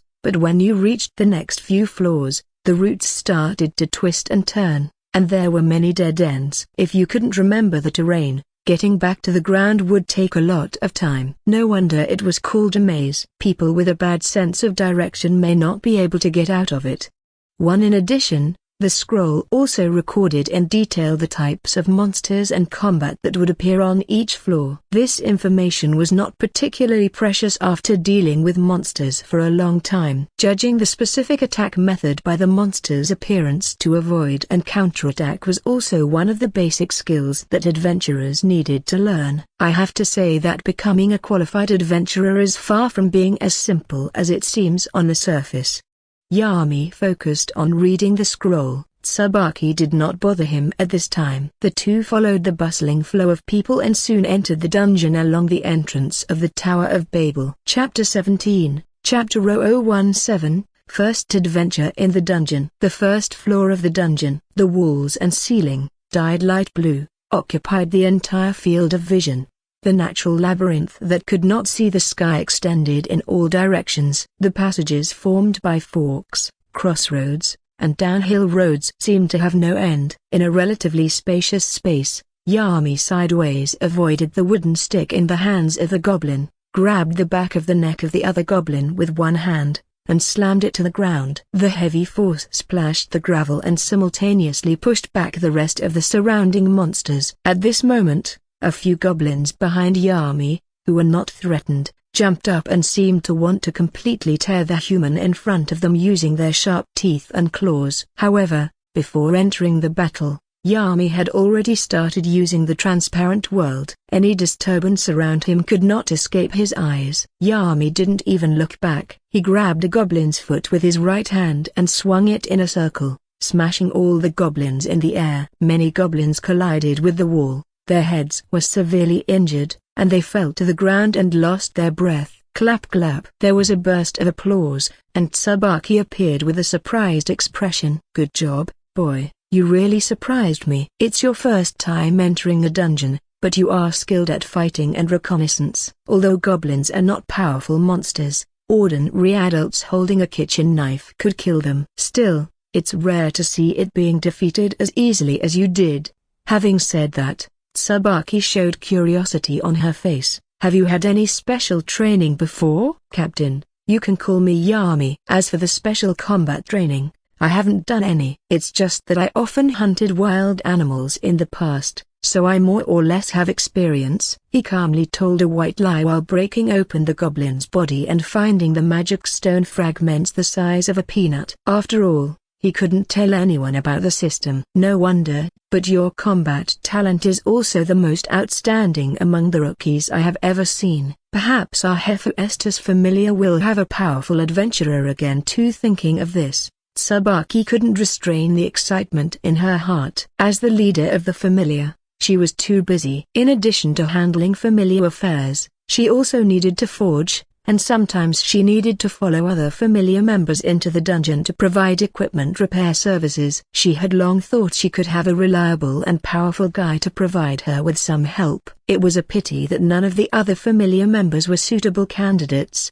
but now, Tsubaki seemed to see that quality in Yami. This was why she took the initiative to teach him. As early as the moment she saw Yami, a very absurd idea came into her mind. This young man in front of her would definitely become an outstanding adventurer and even become a hero expected by the gods. Although there was no basis for her expectation, Tsubaki was inexplicably convinced of this idea. A broken bar. After watching Yami's fight, Tsubaki also got a general idea of his fighting level. The latter was not like a newcomer who just joined the familiar. Small and medium-sized monsters at least 7 floors above would be helpless against him. As long as he was not surrounded by a large number of monsters, she didn't need to worry about his safety. Of course, he still needs to sharpen his skills after the 7th floor. After all, a phenomenon called monster wave will appear on the deeper floors, and various monsters would appear together, which was especially fatal for low-level adventurers, so the benefits of the team were also reflected at this time. After digging out all the magic stone fragments from the corpse, the goblin's corpse began to shrivel at a speed visible to the naked eye. Witnessing this scene with his own eyes, Yami showed surprise. Don't be surprised. This is the characteristic of the dungeon. According to the words of Hephaestus Sama, The dungeon is alive. It will give birth to various monsters anytime and destroy all adventurers who enter it. When the magic stone inside the monster is removed, the dungeon will automatically recycle the monster's corpses. Although I don't know why, it's also something all adventurers recognize. Even if the magic stone is not taken away, the monster's corpses will still be recovered, but it will be slower. Tsubaki did not forget her identity as a guide and explained the dungeon's information to Yami. Even though the latter was very clear about these things, he didn't express impatience. Having someone to guide him was rare, and Yami felt very good. At least in this claustrophobic environment, speaking with people was naturally better. Let's go over there. There is actually a group of goblins here. Quickly raise your shields to resist, and the others attack freely. The noisy noise not far away came to the ears of Yami, and Tsubaki frowned slightly, noticing that there were more and more adventurers around, and they were all about to come to their side. The monsters on the first floor are a bit weak and won't be able to help you. In addition, there are too many adventurers, and the efficiency will be greatly reduced. Let's go deeper. Okay, Captain. Yami nodded obediently, and there was a hint of expectation in his eyes. The goblins were too weak. Even if he didn't use the transparent world, they could be defeated easily with his combat experience alone. Chapter 18, Chapter 0018, Because I was drenched in the rain, now I want to rip other people's umbrellas. Yami simply played with the magic stone fragments that fell from the goblin. The monsters from the first to fourth floors would only drop such small fragments. Although the magic stone was the most versatile trading item of Oreo, the money that could be exchanged for these was quite rare. In addition,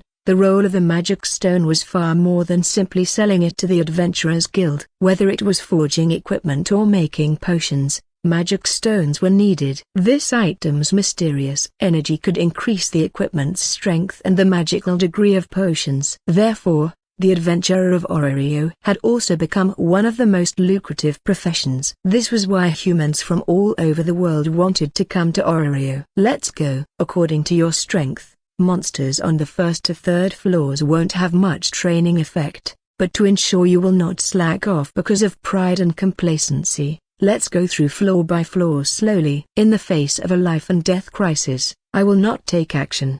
Do you understand? Tsubaki said the last line with a serious face, and Yami nodded without hesitation. In fact, he didn't need Tsubaki's help either. It was better to use this time to hone himself and learn more about dungeons. Although he could become stronger through traversal simulation, it was also necessary to master his ability at all times. After clearing the monsters all the way down, they soon arrived at the dark cave on the second floor. The spiral stone staircase going down the cave continued to spread, and the fluorescence emitted from the stone wall was brighter than that of the first floor, making it easy for people to see the end of the staircase. On the way, Yami also saw other kinds of monsters. In addition to goblins, one-eyed lizards and red-eyed rabbits also appeared one after another. Their different attack methods did not cause any trouble for Yami. After adapting, he was able to kill them all easily. During this process, Yami's movements became simpler and more efficient. His combat experience was more toward humanoid life, and now his experience with monsters also increased rapidly. This speed made Tsubaki on the side a little confused. By the way, Captain, I have always had a doubt. Can the monsters in the dungeon be eaten? 3. He cut the oncoming one-horned lizard in half with a single slash, and in his spare time, Yami turned his head and expressed his inner doubts. However, this question was a bit difficult for Tsubaki. She really didn't understand this issue. I'm not particularly clear about it. No one seems to have tried to consume the creatures in the dungeon. After all, no one knows if eating them might lead to some unexpected changes. Is that so? I wanted to try the taste of the red-eyed rabbit, but now I think it's better to forget it. 3. Shaking his head slightly disappointed, Yami could only vent his frustration on the monsters in the dungeon. In this state, even the third floor, which had more monsters, could not hinder him at all, and Yami and Tsubaki soon came directly to the fourth floor. The monsters born on the floors had also been updated again. Goblins would still appear occasionally, but the more important ones were the one-eyed Froze, War Shadow, and Kobolds. and occasionally there would be magic wolves. 1. With only combat experience, Yami felt very strenuous but didn't use flame breathing. What was the grace of God? That was the possibility given by gods to human beings to become stronger. Only through continuous efforts could one improve one's 5 basic abilities, and the improvement obtained in the limit state was undoubtedly the greatest. So Yami, aware of this, planned to adapt for a while before using his skills. Moreover, since Tsubaki was next to him, showing too strong fighting power was inappropriate. Hephaestus's familiar was pretty good to him. Yami didn't want to deceive them too much, especially when it was not necessary, so he would feel very uncomfortable. 1. Therefore, there was no problem with the end of the first dungeon exploration. As for testing his current limit, he could wait until there were no other people and then try it alone. Be sure to pay attention. Frog shooters are a very tricky monster for novice adventurers. Although they will not become novice killers, they are difficult to deal with in some ways. They not only shoot their tongues to pierce, it will also wrap around the limbs of the adventurer and swallow you whole into its mouth. Having said that, Tsubaki paused briefly and then continued, although the bite force of the frog shooter is not strong, and the light armor provided by the familiar can also resist it, I believe you don't want to feel the feeling of being swallowed. You wouldn't want to experience it. 1. When talking about being eaten, Tsubaki's expression obviously changed slightly. When she was rookie adventurer, such things happened often. Even as a member of the artisan familiar, when she was still a rookie, she would still go to the dungeon to level up, so it was reasonable for all kinds of embarrassing things to happen. But even though she said so, Tsubaki was still looking forward to Yami being swallowed by the frog shooter. Because she was drenched in the rain, she wanted to tear other people's umbrellas apart. Happiness was based on other people's pain, wasn't it? After all, Yami performed too well after entering the dungeon, which also made Tsubaki lose the fun of training. Since she was sure there was no danger, seeing Yami make a fool of himself would be nice. It was a pity that her idea was obviously going to run aground. A frog whose movement depended entirely on jumping and whose output depended entirely on its tongue was indistinguishable from a target. What's more, Yami didn't want to experience the feeling of being eaten. He didn't have that special hobbies. Chapter 19, Chapter 0019, Adventurers and Gods. Mothers and children. The magic stones in these low-level monsters are really small. Maybe they can't be called magic stones at all. They should be called magic stone fragments. It feels like a waste of time. After cutting open Frog Shooter's body, taking out the magic stone fragments inside, and weighing them for a moment, Yami's expression was disgusted. For adventurers, strength was the most important thing. But making money was also very important. No one wanted to wander in a dungeon full of dangers all their life. Most adventurers hoped to obtain considerable wealth and live comfortably for the rest of their lives. Of course, Yami was not among them, but he still couldn't ignore money. Whether it was maintaining weapons or purchasing various potions, huge financial support was needed. But now it seemed that the gains the upper-level monsters could provide were still too little. Captain, have you finished testing your new weapon? Yami put the magic stone back into the bag. The bag provided by Hephaestus's familiar was about to explode. God knows how many monsters Yami had killed. For ordinary novice adventurers, it was already a considerable number. TCH, the test has been completed, but it seems to have failed. Tsubaki, who pulled a group of frog shooters aside alone, walked back with a displeased face. From her expression at this time, it could be seen that the development of new weapons did not seem to be going so smoothly. It could be heard from the previous explosion. Don't be too frustrated,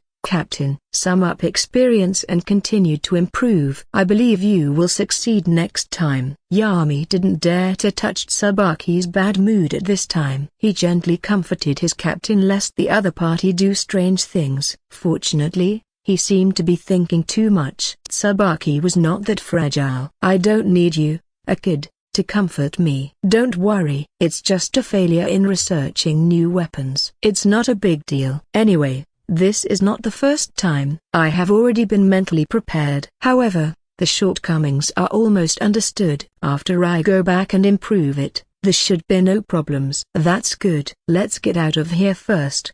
Having completed the daily dungeon adventure, Yami generally understood his level. Although he had not encountered too powerful monsters, dealing with LV.1 monsters with all his strength was not a problem, so there was no need to continue killing weak monsters. Returning to the familiar and carrying out the last simulation today is much better. Okay, let's go back. Tsubaki nodded, and the two counted the spoils before returning to the surface. Yami went to the guild to sell all the magic stones, exchanging them for the villas needed to live in Oreo. The amount could be said to be quite small. Originally, he wanted to take them back to the blacksmith shop for equipment forging, but Tsubaki stopped him. The magic stones of the monsters of the upper level were not precious, and the equipment forged with them was not considered excellent. It was completely unnecessary, and it was more convenient to exchange it for money. At the same time, she also rejected Yami's idea of dividing them equally. After all,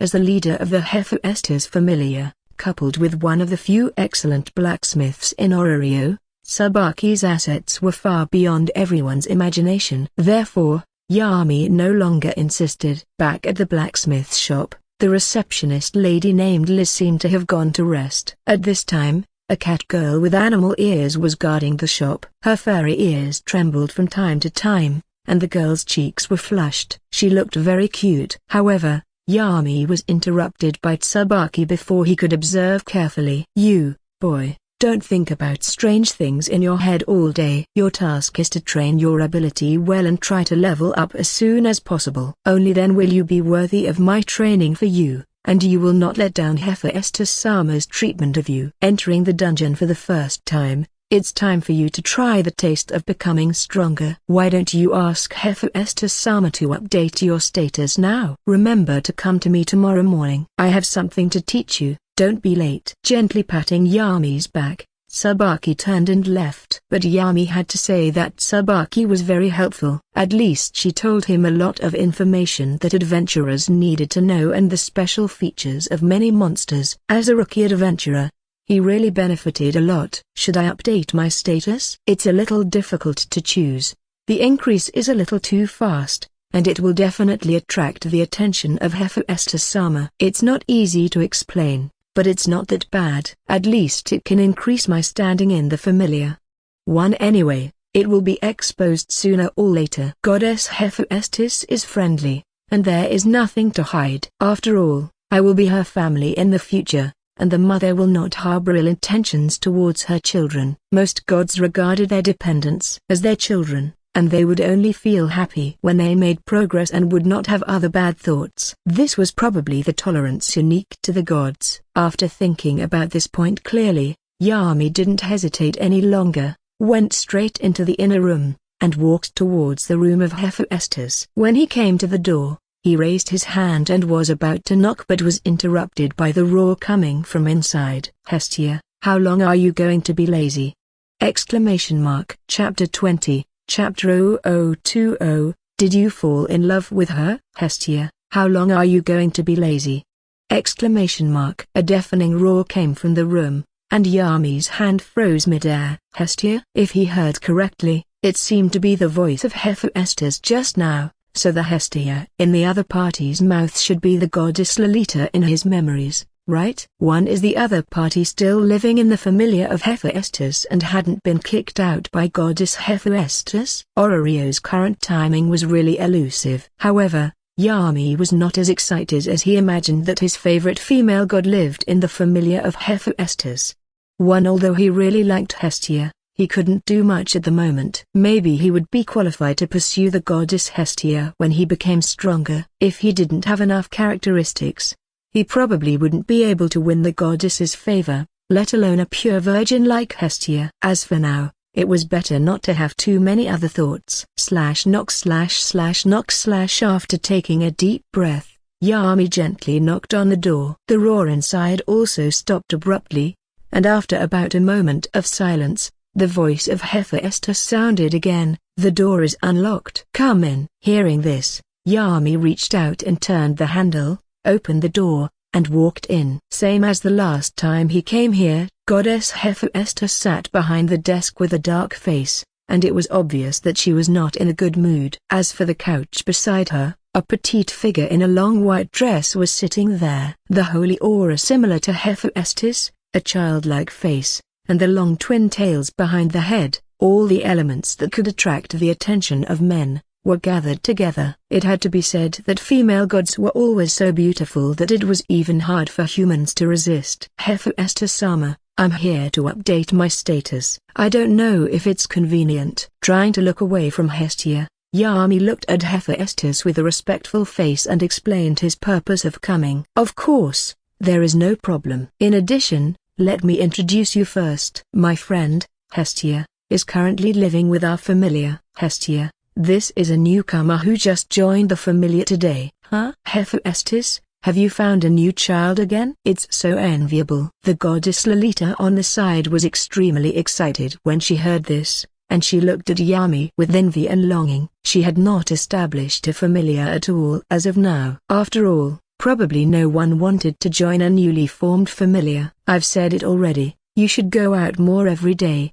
maybe you can find the child you like, and build your own familiar. It's not good to stay with me daily and be a rice bug. Hephaestus thought these words could arouse Hestia's fighting spirit, but unfortunately, she still underestimated the laziness of her god friend. No, that would be too troublesome. How about this, Hephaestus? Why don't you give me this child so I can establish a familiar? That won't work. Find one yourself. The serious words were merciless, and it was rare to see Hephaestus showing such an angry expression. Seeing this, Hestia, thinking of taking a shortcut before, naturally didn't dare to continue speaking, but she also turned her head, puffed her cheeks, and kept muttering words like Hephaestus is too stingy. This kind of quarrel, like a child, also made Yami a little bit dumbfounded. Forget it, Yami. Come and lie down. I'll update your status. Yes, Hephaestus-sama. Finally thinking of himself, Yami nodded quickly and was about to take off his clothes, but Hephaestus held his hands down and looked at Hestia beside him. Hestia, I'm going to update his status. HMPH, I see. What is that to show off? Sooner or later, I will be able to find the child I like, train him to be the most powerful adventurer, and then become the most powerful familiar member in Orario. After saying this sentence, Hestia immediately stood up and left the room. However, the direction she left was not outside the blacksmith shop but towards the backyard. Apparently, the words just now were just for a moment. Hestia would probably never work hard until she was kicked out of the residence of Hephaestus's familiar. Yami withdrew his eyes thoughtfully but directly met Hephaestus's meaningful eyes. He didn't know why, but in front of this look, Yami always felt that he was completely seen through. Hephaestus-sama, please help me update my status. Take off your shirt and lie down. Taking off his shirt and lying on the bed, Hephaestus sat on the edge of the bed, took out the tools, and prepared to update Yami's status. While performing actions, the other side did not forget to start a small chat. Yami, I saw you caring about Hestia just now. Do you like her? Of course not. Yami was taken aback by the question that appeared in his ears. As he subconsciously refuted, he suddenly thought that gods could see through lies, and his voice stopped abruptly. After a while, Yami could only bite the bullet and nod. Actually, I can't say I like her. It's just that Goddess Hestia made me very excited, so I'm sorry, Hephaestus-sama. No, there's nothing to apologize for, Yami. Hephaestus's eyes were extremely gentle, and she didn't mean to blame him. Chapter 21, Chapter 0021, The Love Between God and Man, A Doomed Tragedy. You don't need to apologize, Yami. This is nothing shameful. After hearing Yami's apologetic words, Hephaestus shook her head with a smile. No matter which way she heard it, her smile at this time was full of light joy. Maybe it was the joy of hearing the gossip and the excitement of other things.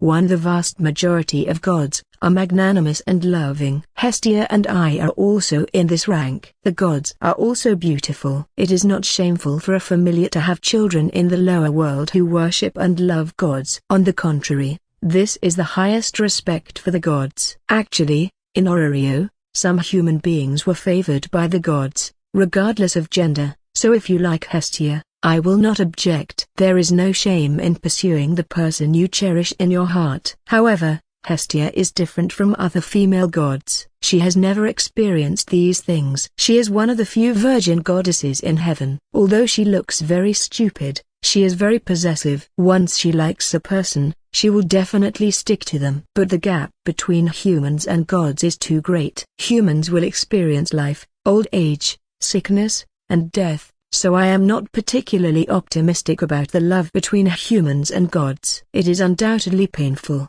I won't object to your idea, but I hope you think it over carefully before you decide. Do you understand what I mean? Feeling the gentle touch on his back and Hephaestus's whispering voice, Yami couldn't calm down for a long time. He knew very well what Hephaestus meant. Gods had infinite life, and even after death, they could be resurrected 10,000 years later, descending from the heavens to the lower realms again. Compared with eternity, the hasty centuries of human beings were too insignificant. This was also why human beings could get the favor of gods but not the love of gods. The gap in life level was unavoidable. However, Yami didn't care about these things. Compared with other human beings, he had infinite possibilities. As long as he became strong enough, the so-called longevity and obstacles would not be a problem. Life would be too monotonous if there were opportunities to pursue better things without doing them. Hephaestus-sama, I understand what you mean,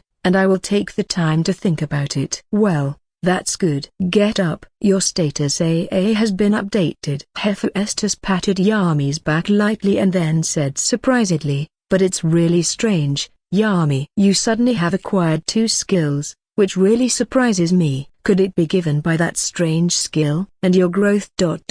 is a little unexpected. The final status slowly emerged with the floating update of the sacred blue text. Hephaestus, who had established a huge familiar, was also involuntarily stunned. The talent of the new child in front of her seemed more powerful than she had imagined. It should be said that Yami's skills were even more mysterious than she had imagined. Yami LV.1 Power, I0 AH 158 Vertical Bar 3 Endurance, I0 AI 85 Vertical Bar Dexterity, I0 AH 120 Vertical Bar Agility, I0 AI 139 Vertical Bar 1 Magic, I0 Magic, None, Skill, Almighty Man, A middle. Sometimes, can get unexpected improvement, Breath of Flame, 2 A middle. Enhance physical ability if / can emit extremely scorching flames, Transparent World, A middle. Conceal your aura. The ability to predict actions and dodge attacks will be greatly improved. A middle. Able to see the opponent's body structure clearly. Other basic stats had been increased by more than 500 points. This speed was simply appalling. If this situation continued,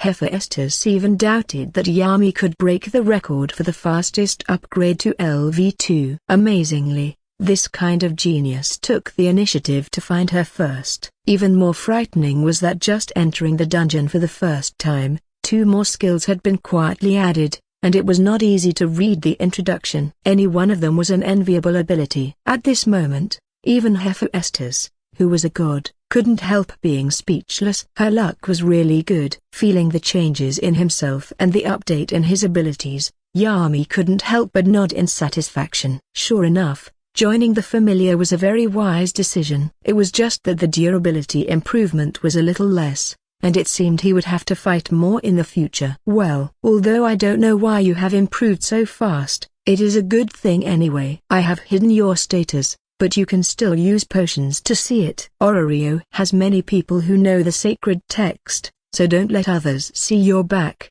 understand? Fearing that Yami would be complacent because of a temporary promotion, Hephaestus hurriedly gave a serious order. It was hard to get a good seedling, and it was very suitable for her own taste. Hephaestus didn't want him to die because of some small things. She didn't want him to be envied by other familiar members, resulting in unpleasant troubles. So it was better to avoid these things in advance. But obviously, Hephaestus's worries were overstated. I understand, Hephaestus-sama. I will never let others know the specific information of my status, so please rest assured. Chapter 22, Chapter 0022, The Undercover Route. After bidding farewell to Hephaestus, Yami returned to his room. Looking at the door that was still in a dilapidated state, he sighed helplessly as he was planning to take a rest. Ultimately, he could only go to the blacksmith's shop to borrow tools and barely repair the door. Although his craftsmanship was not very good, he fixed it enough to open and close normally. After doing all this, Yami could finally rest for a while. He was lying flat on the soft bed, looking at the strange ceiling, but his eyes were not focused. He was thinking about what had happened today in his mind. He had to say, it was really quite dreamy. He traveled thousands of miles to the labyrinth city of Orrerio and was lucky enough to join the Hephaestus familiar. With the blessing of the goddess Hephaestus, he successfully obtained a system. Everything seemed to be going well. I didn't expect the stats to increase so much, which is a bit beyond my expectation, or is it just because it's the first time I entered the dungeon? Will there be such a big change later on? Whispering softly, Yami liked to keep thinking about when he was free. Although the traversal simulation system gave him a way to obtain powerful skills, the body was the foundation of everything, and this was something that the system could not give, or at least for the time being. There was no reward for physical enhancement. Therefore, even with the traversal simulation system, he still couldn't fall behind when he entered the dungeon to explore. The current situation was that the magic stat had not increased because Yami did not know magic at all, so he could not obtain the increase in the stat by using magic. 1. This problem felt very serious, and he didn't want to be a magicless adventurer. Suppose the magic power was still 0 after the other basic stats AA reached the upper limit. In that case, was it better to level up then or continue to delay? Therefore, obtaining magic as soon as possible must also be on the agenda. Phew, it's so troublesome. There are two ways to get magic now. Either raise the evaluation of the world of Demon Slayer to S level as soon as possible and then hope that the new world may be a simulated world with magic. The other one is to use magic books, but it is very rare, so the price is naturally extremely high, and there is no market for it, so it's not easy to acquire. Thinking of this, Yami felt his head ache. Like the future Belcranal, he will not be targeted by the goddess of beauty, Freya, and she wouldn't give him magic books. He still had some doubts about the color of my soul. However, there was another way. Falna was very mysterious. Even the gods couldn't control it. It would give birth to corresponding skills or magic according to the strong desire of the adventurer. Simply put, miracles could be born if the adventurer's desire was strong enough. It was just a little hard. It's useless to think so much. Let's complete the simulation first. Let's raise the world simulation rating of Demon Slayer to S, and then see if there will be magic in the next simulated world, and the business of making money cannot be slowed either. If there is a magic book, it will probably cost money. I can't even buy it. In addition, I may be able to change my thinking on the side of the traversing simulation, such as taking the demon route. Speaking of this, Yami suddenly seemed a little hesitant. When this idea appeared, a kind of resistance from his heart appeared. When he thought of the last time he traveled through the simulation, Nezuko died tragically at the hands of Muzan. His blood began to boil, remembering that going the demon route might be able to get a reward for strengthening the body, but if he wanted to cling to Muzan, just thinking about it made him reject it from the bottom of his heart. Yami was eager to pull Muzan out to sunbathe and drink wisteria tea. This was not an easy task. According to Muzan's character of fearing death,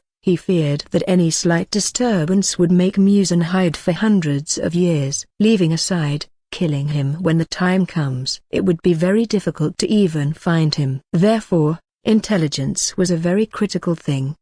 Yami took a deep breath, trying to calm himself down. It seems that the simulation of the demon route is necessary, at least to find out where Muzan and the Infinite Castle are. Otherwise, it would be really difficult to kill him. After straightening out his thoughts, Yami knew what to do next. Joining the camp of Muzan, Nakai may be able to change the location of Infinite Castle anytime and anywhere, but she wouldn't do so before she realized the danger. So this may be the key to finishing the game. In addition, after becoming a demon, he could unscrupulously use the transparent world, so it seemed that it was not so difficult to accept. The only problem that needs to be solved now is how to avoid the memory view of Muzin. If that guy knows my memory, it will be a big deal, so creating a memory recall immunity to memory reading is necessary. The talent to delete memories will do. With so many prerequisites, it is really a very difficult thing. After all,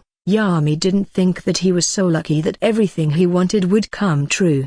No matter how much I think about it, it's useless. Let's consider it after using the last simulation for today's travel. Chapter 23, Chapter 0023, Demon Route. Yami lay straight on the bed, planning to perform a new simulation. If he had 3 opportunities per day, the number of times would be refreshed and covered the next day and would not be accumulated, so there was no need to waste it. If the simulated survival time exceeded 2 years, he would get rewards. Of course, this simulation was just an attempt. If the random talent could be refreshed to the talent that hides one's own memory, then naturally, needless to say, he could take the demon route and go undercover beside Muzin. But if it was not refreshed, it too would be okay. At most, he would read the memory and find out everything about the world of Demon Slayer. Kill him in the simulated world, and may also destroy his memory, thus turning him into a demon. All of this was very risky. However, if he wanted to know the location of Infinite Castle and figure out its location, in that case, he could only join Muzin and become a demon. Don't hesitate anymore. System. Start the simulation, Yami said silently in his heart. Following his order, the white screen reappeared, and one message after another also emerged one after another. Ding, the talent is being refreshed. Please choose 3 talents from the following talents for this simulation. Currently available talents: Heterosexual Insulator, white; Reckless Man, white; Swordsmanship Genius, blue; Bravery, blue; The Optimist, white. Looking at the talent given by the system, Yami's eyes lit up suddenly. It seemed that things were going in the direction he had thought, and he had developed a plan to finish the game. So was his luck returning? He looked forward to it, and the next simulation would be smooth. System. Choose the Heterosexual Insulator, Swordsmanship Genius, and Bravery. Yami said silently in his heart. Then, the system screen in front of him changed again. Ding, the talent selection is successful. The current talent selection is as follows: Heterosexual Insulator, white; no woman is in the heart, and the sword is a natural god. Women will not dislike you, but no women will like you. Even if a woman is blind and likes you, various accidents will make her cold. 9. Swordsmanship Genius, blue. Your swordsmanship talent has been improved to a certain extent, and your understanding of swordsmanship will also be greatly improved, and you will become more agile when using swordsmanship. Brave, blue. With a brave and courageous spirit, mental interference such as coercion and confusion are nullified. At the same time, it is also immune to spiritual exploration, and the basic attributes are doubled during the battle. Talent selected. The simulation begins. You fell into the manor of the Eternal Paradise cult, and you met Dama, who was basking in the moonlight in the yard. Because you had been mentally prepared, you didn't panic. On the contrary, you took the initiative to talk to Dama. You mentioned wanting to become a demon, which surprised Dama. Although he was curious about your sudden appearance and hesitant about your initiative to become a demon, he was very generous and didn't care too much about it. His blood was given to you. As long as you become a demon, you will be under the control of Muzin, and naturally, he won't worry about other problems. But Dama didn't know this was exactly your purpose. You drank his blood and became a demon. A broken bar. Was it this easy? The simulation development was smoother than expected, which surprised Yami a little. However, thinking that he was facing Dama, what happened was not surprising. Just like Dama thought, very few demons could escape the shackles of Muzin. As long as you became a demon, you would be restricted by the boss, so the origin was not important. It was a pity that Dama probably didn't expect that you had the memory modification that would be immune to Muzin, and even if Muzin detected something was wrong and wanted to detonate the curse in your body, it would be useless. 2. The curse of demon blood was also a kind of blood coercion, which would be nullified by the brave talent. Simply put, you would become a demon, the second demon to escape the control of Muzan. Due to the existence of the bravery skill, the demon's desire for humans has no effect on you, and you are even surprised to find that you don't even need to eat people to maintain your best state. You didn't show this but pretended to get what you wanted. A few days later, Flower Hashira Kani met Damu again, and the two started a big battle. You kept your plan in mind, so you didn't help and just sat and watched her die. With the increase in the number of crossing simulations, you became more and more rational. Muzan, who knew about your existence, asked Nakheim to send you and Duma to Infinity Castle and checked your memory face to face. Under your forcible restraint, the memory about the world of Demon Slayer was hidden. It only revealed the memory of you being a traverser. After learning about your origin, Muzan was very surprised and, at the same time, realized that you are special. He tried to modify your memory to a certain extent but found that your memory could not be modified. Knowing this situation, Muzan was very afraid of you but wanted to try the possibility of a fusion of another world traveler and demon blood, so he didn't kill you but injected more demon blood into your body to prevent you from betraying. 1. Thanks to this, you become stronger. Chapter 24, Chapter 0024, Fighting the Strongest Upper Moon. Thanks to this, you become stronger. Muzan didn't know that he couldn't use the demon blood in your body to detonate the curse, let you leave the Infinite Castle, and asked you to eat more people and hunt more demon hunters. You agreed on the surface but didn't intend to do so in your heart. Because Muzan and Duma were here, you had no way to attack Nakheim, who controlled the Infinite Castle, so you did not act rashly but chose to leave the Infinite Castle. After becoming a demon, you can no longer travel in the sun, so you didn't wander around but stopped in a place where the sun couldn't hit you, and after dark, you set off for Asakusa, Tokyo. You planned to find the first demon out of Muzan's control and cooperate with her. On the way, you started to work on activating their transparent world, and you have stayed in complete concentration. You can easily control your body temperature to 39 degrees, and your heart rate exceeds 200 simultaneously. This terrifying abnormal reaction made your body burn hot. During this period, your heart bursts many times. But, relying on the strong resilience of demons, you survived. After many attempts, you mastered this trick, got a flame-like tattoo on your left chest, and successfully opened the markings. A broken bar. It was much simpler than I thought. Yami, who had been paying attention to the changes in the system's screen content, was surprised. He had already had the mentality that he might fail, but he never thought that he would succeed. Demons, however, could have markings, which was reflected in the body of Kokushibo. However, when he was still human, Kokushibo first turned on the markings and was later transformed into a demon by Muzan, so the situation was different. Therefore, Yami had no idea whether demons could have the mark. However, it seemed that it was indeed feasible now, which was undoubtedly good news, and one of the goals of taking the demon route had also been completed. Let's see if we can get more information. After a long journey, you finally came to Asakusa. You successfully found Tameo and Yashiro and explained your purpose for coming. Although Yashiro held great hostility towards you,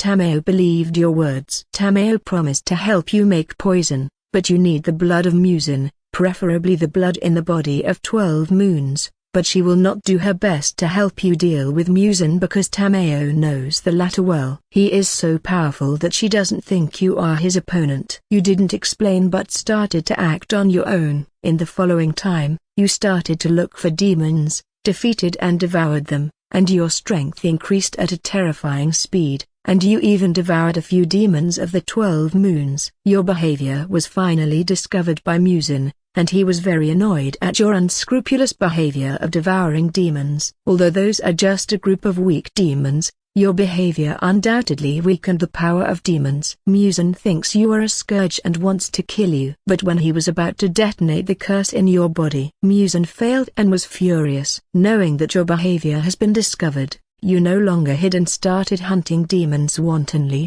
devouring them to improve your strength, and at the same time, Your swordsmanship has become more and more sophisticated. Muzan is cruel and agonizing, sending all the demon moons to hunt and kill you. You defeated and devoured Darky and Gyutaro, collected their blood, and gave it to Tamayo, and when you left Asakusa, you bumped into Akasa and Dama head-on. Demon transformation greatly increases your strength, coupled with superb swordsmanship, mark, and transparent world. Neither Akasa nor Dama were your opponent. The two didn't join forces, so you defeated them one-on-one. And when you planned to devour the two of them, a terrifying sword slash flew from a distance and cut off your arm. The strongest upper moon Kokushibo came, and you fought fiercely with him. You were at a disadvantage because your sword skills and physique were not as good as his, but you didn't choose to run away. The battle with Kokushibo has honed your swordsmanship,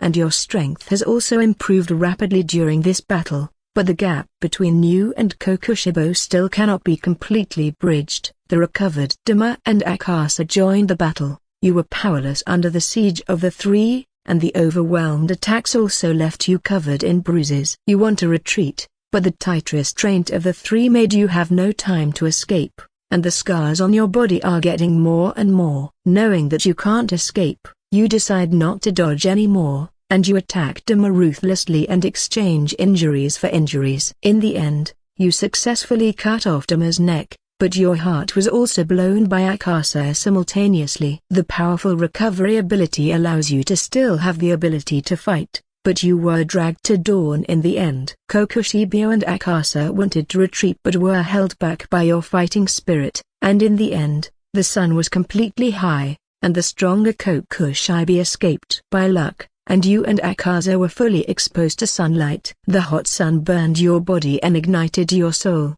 and your body turned to ashes under the sun. You are dead, a broken bar. Yami. A broken bar. Chapter 25, Chapter 0025, the reward is turned into a demon, and you just stop being a human. Because of your death, the simulation is over, and settlement is in progress. The final settlement is completed. You have survived for 2.5 years, and the final evaluation is A.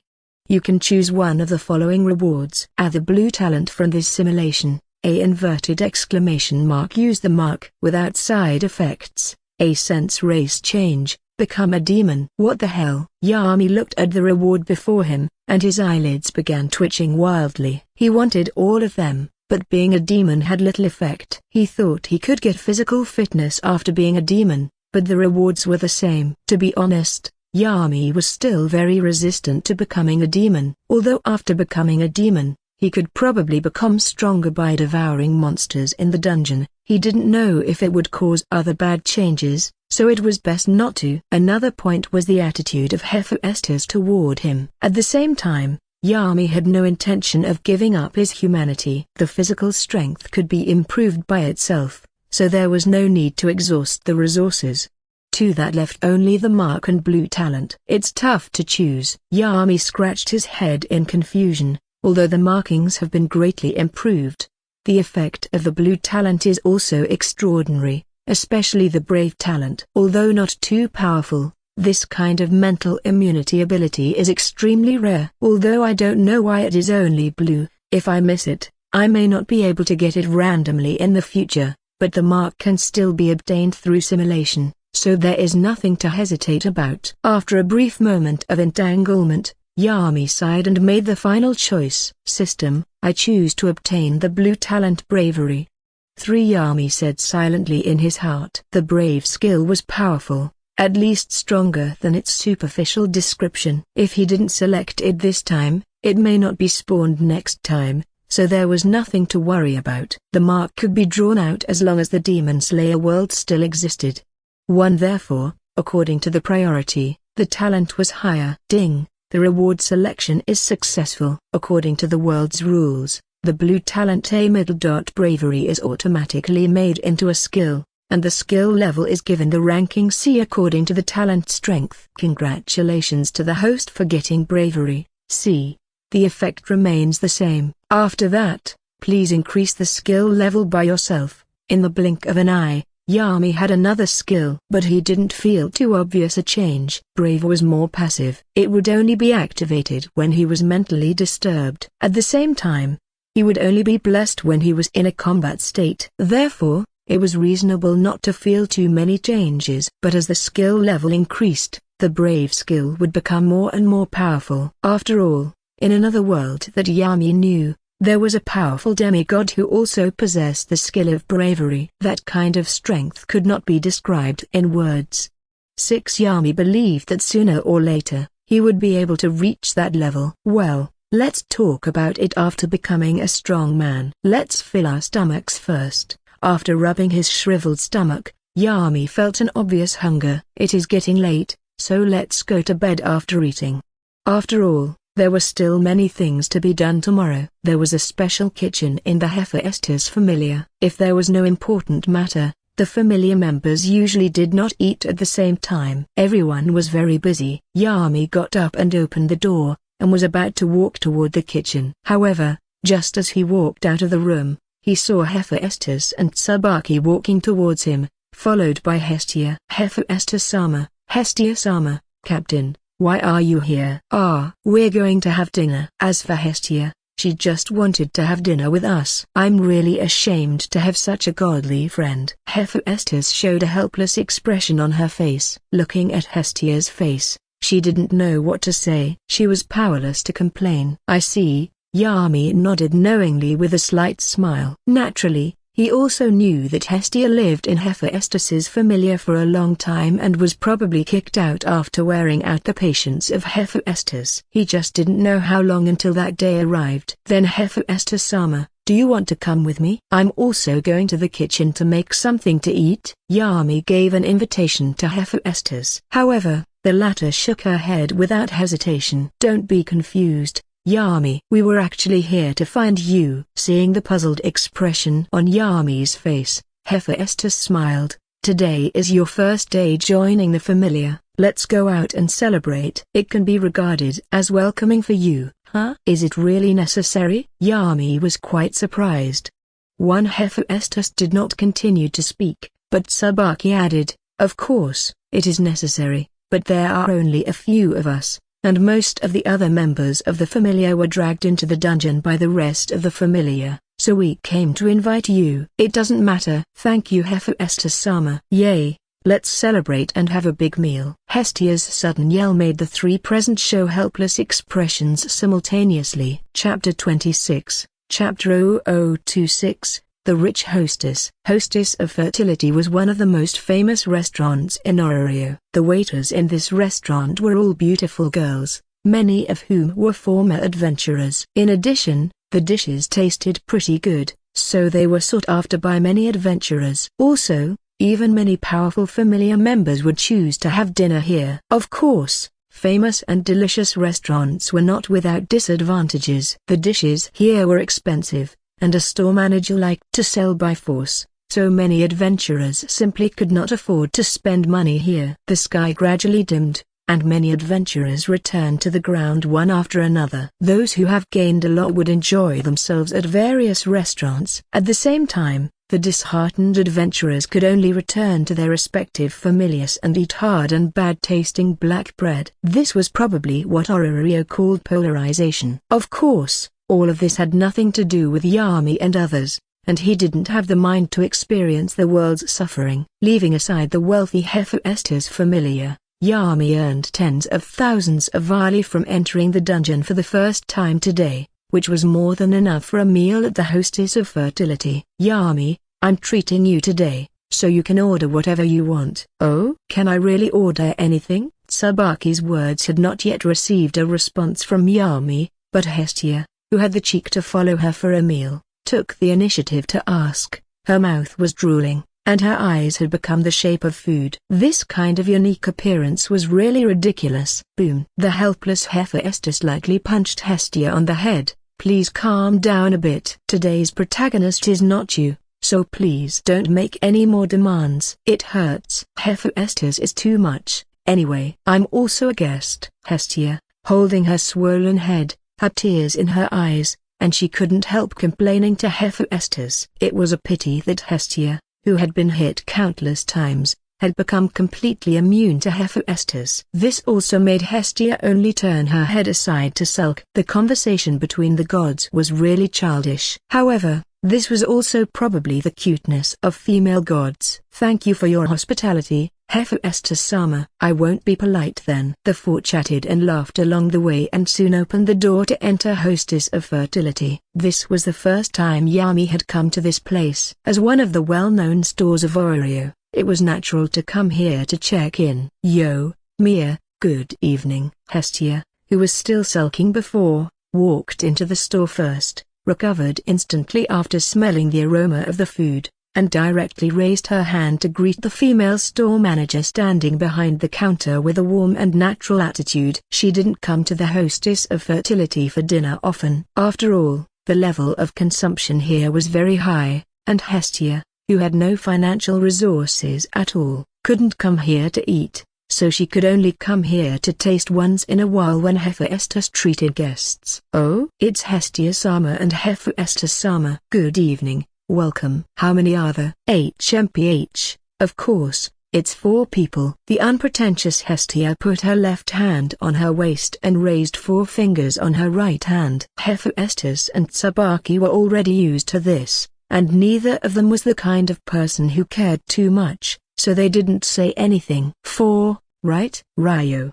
come here to entertain our guests." "Coming." A crisp response sounded from the side, and the elf waitress Ryo Lion with short blonde hair appeared with a shout and came in front of everyone. "Ryo, please entertain the guests." "Yes, Mamma Mia." Ryo bowed slightly, then turned to Yami and the others expressionlessly. "Hestia-sama, Hephaestus-sama, please come with me." "Well, sorry to trouble you, Miss Ryo." A group of 4 followed behind Ryo, walking towards a certain direction of the shop. Since the time was not too early, there were already many customers in the store. Most of the tables were already full, and all kinds of exquisite food had been placed on the tables. Adventurers from different clans exchanged cups. It was really lively. Fortunately, there were only 4 people at Yami's side, and there was no need for a larger table. They just needed to find a small table, and the 4 people could squeeze together, and it was done. Neither Hestia nor Hephaestus cared about the table. Fortunately, there weren't too many people coming today. Otherwise, there might not be a suitable place, and the celebration dinner would be ruined by then. After several people were seated, someone came to the door before they had time to order food. "Oh, if it isn't the dwarf, I haven't seen you for a while and didn't expect to meet you here. Are you here to find Hephaestus for a meal? You really have thick skin." "If I were you, I would return to the heavens in shame." "It is too shameful." One joking word sounded, and a woman with a simple red ponytail and squinted eyes came from afar. Chapter 27, Chapter 0027, I like watching 2 women fight the most. +1/2, yo, long time no see, dwarf. A woman with a red ponytail came from not far away. Her tightly squinted eyes gave off a very shrewd feeling as if she was planning something strange. The moment she saw this person, Hestia, who was still in high spirits just now, frowned. "It's you again, flat bored. What are you doing here?" In fact, she didn't need to look at the person at all. Hestia probably knew who it was just by listening to the voice. Only the goddess Loki would use such words for Hestia. The 2 most powerful families in the current version of Oreo, in ancient times, the world had issued commissions to the gods, namely Behemoth, the king of the land; Leviathan, the lord of the sea; and the one-eyed black dragon, the king of the sky. The first 2 monsters had been crusaded by the most powerful familiar ever, the Zeus familiar and the Hera familiar, but the adventurers of the 2 families were destroyed by the one-eyed black dragon and even finally withdrew from Oreo. Because of the disappearance of the strongest familiar, the dark faction also broke out at this time, causing Oreo to fall into dark turmoil. In the end, under the joint efforts of the Loki familiar, the Freya familiar, and the rest of the Backbone familiar, Oreo restored peace.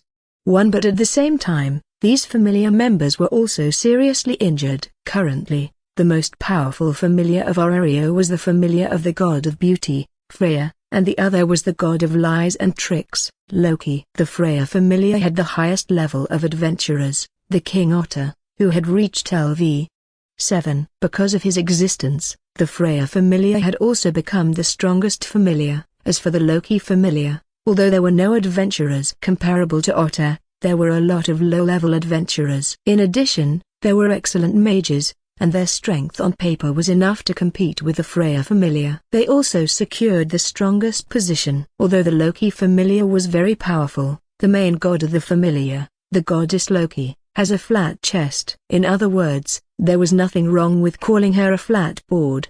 What did you say, little dwarf? Say it again, I dare you. Loki wanted to come over to mock Hestia and was directly overwhelmed by the other party's flat comment. Even gods were very concerned about this kind of thing. Therefore, Loki, who felt very angry in her heart, looked unhappy, and a large number of '*s popped out on her forehead. So what if I say it again? Flat chest. If you didn't hear me, I say it again. I will continue saying it until you hear it. Flatty. For some reason, this picture of two chipmunks fighting suddenly popped up in Yami's mind. You little dwarf, go to hell. The successive provocations made Loki instantly feel furious. She was obviously a goddess, but after being provoked, she rushed forward, grabbed Hestia's cheek, and began to pull. On the other hand, Hestia was naturally not to be outdone and stretched out her hand to return Loki's cheek. However, the gap in height was reflected at this time. Loki was taller than Hestia, and her arms were naturally much longer. Even if Hestia tried to reach forward, she couldn't touch Loki's cheek. In desperation, she could only turn her head and attack Loki using her ponytail. The two highly respected goddesses were entangled like children fighting. The picture could be said to be quite wow, which immediately aroused the cheers of the entire restaurant. Goddesses fight. What a beautiful thing. Hephaestus-sama, is it really okay to let Hestia-sama and Loki-sama fight like this? Seeing that things were getting bigger and bigger, although Yami also liked to watch women fight, the impact was not very good, and they were here for dinner, so it would be better to end it like this. I don't understand why the two of them fight every time they meet. Hephaestus also covered her face helplessly. She had seen this kind of scene too many times and was already somewhat immune. It was really shameful to be the same goddess as these two guys. However, what Yami said was right, and these two must be stopped. Yami, go and pull Hestia away, and besides, Riveria, I'm sorry to trouble you. Hearing Hephaestus's words, Yami stepped forward, and just as he was about to separate the two entangled goddesses, another person moved faster. A female elf with long emerald green hair quietly appeared next to Loki, and a staff drawn out from nowhere precisely hit Loki's head. Yami, who was close enough, even heard the dull sound, which made him frown subconsciously. Too ruthless. Oh! The severe pain caused Loki to let go of her hands, holding her head with tears in her eyes. Yami also returned to his senses instantly and stretched out his hand to hold Hestia, who was about to pursue victory. Yami-kun, let me go. I must let this flatboard know how powerful I am. Huh? How dare you say it, you little dwarf? If it weren't for Riveria, I'd have ripped your face off today, making it impossible for you to come out to meet people in the future.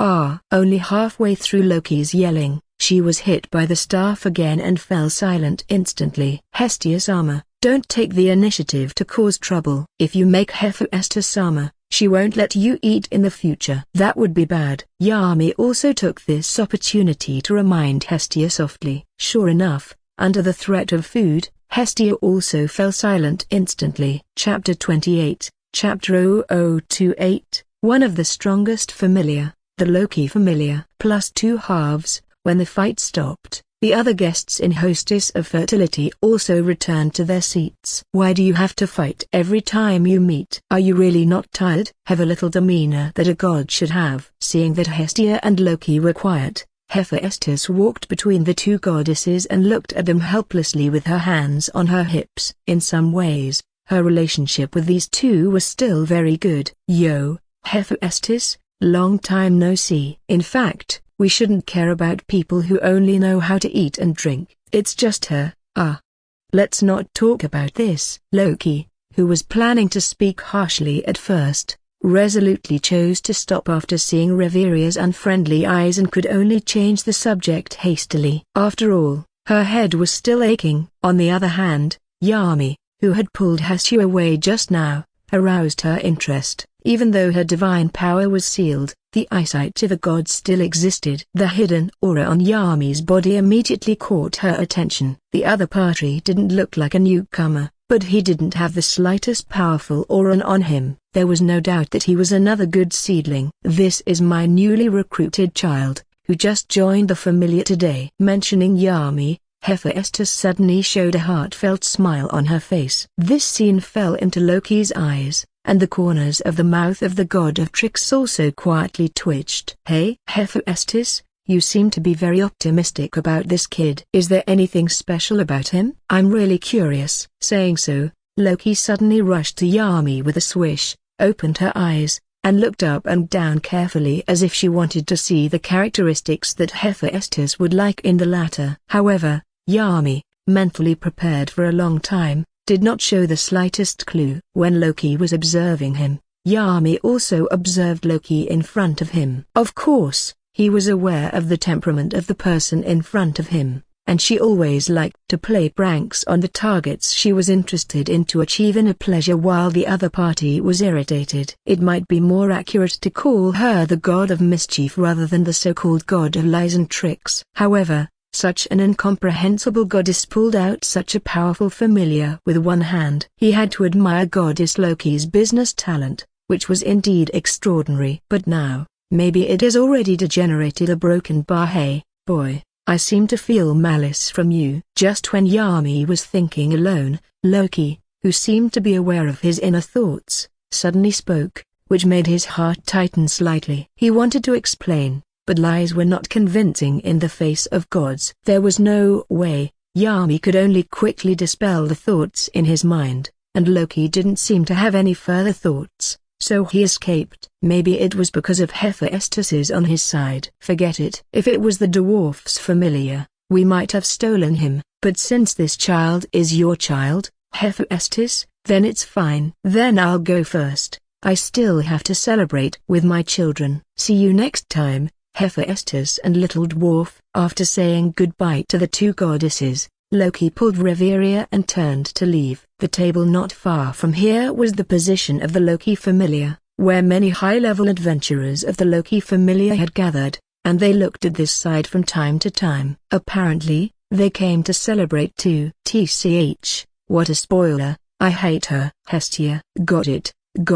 For the sake of Hephaestus, I won't bother with that flat rock. Hurry up and order. I'm about to starve to death. Hestia, who was warned by Hephaestus's eyes, stopped talking, sat down on her own, and beckoned to Raya to start taking orders. Her anger was all vented on food. In this regard, although Hephaestus sighed helplessly, she did not open her mouth to stop her. She was also her good friend and their relationship was very close. Although she was a bit lazy, she had a really good personality. Today was a welcome party to celebrate Yami's joining, so she let her be more presumptuous. What's the matter, Yami? Do you care about the Loki familiar? Hephaestus turned around and noticed that Yami's eyes vaguely focused on the Loki familiar and couldn't help asking. No, Hephaestus-sama, I just feel some adventurers there are very powerful. Yami shook his head lightly and looked away from Loki's familiar and the others. He didn't lie. He was just speaking from his heart. Whether it was Finn, the captain of the Loki familiar,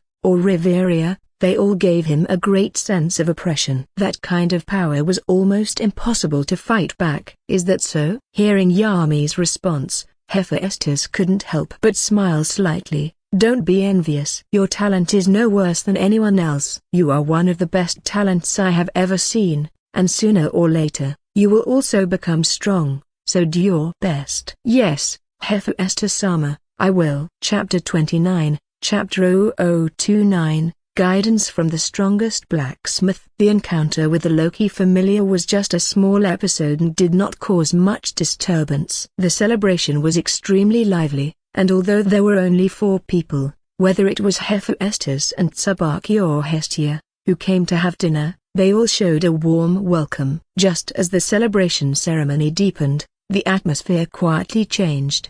Perhaps because of their interest, the two goddesses and Tsubaki had a drink together in front of Yami, and the loud shouts echoed in his ears all the time. Even the mature and steady Hephaestus became joyous at this time. Seeing this scene, Yami, the only one who hadn't been drinking, twitched slightly, and an inexplicable idea appeared in his mind. Today's dinner might not be his welcome ceremony. It was just because the two goddesses in front of him wanted to drink. Yami didn't drink. One reason was that he didn't like the smell of alcohol, and the other was that he would carry them back if someone got drunk later. It was impossible to throw your own goddess or captain on the side of the road, or he would definitely be killed tomorrow. In this way, in such a jubilant atmosphere, the welcome celebration also ended. Hestia fell down first without any accident. Although Hestia and Tsubaki were not completely drunk, they had already started to feel dizzy. Knowing it couldn't go on, he led the three of them towards the blacksmith's shop of Hephaestus after Yami paid the money. As for your question about how did he carry three people, he carried Hephaestus on his back and supported Hestia. As for Tsubaki, although she was a little drunk, she could take care of herself, so she only needed to borrow a little strength. Yami was happy when he came here, but he was so embarrassed when they went back. Fortunately, the three women were not particularly heavy. Even if he was the only one, there was no problem. Enjoying the fragrance from all directions, Yami held Hephaestus's tight thighs and walked towards the familiar residence in the night. 2.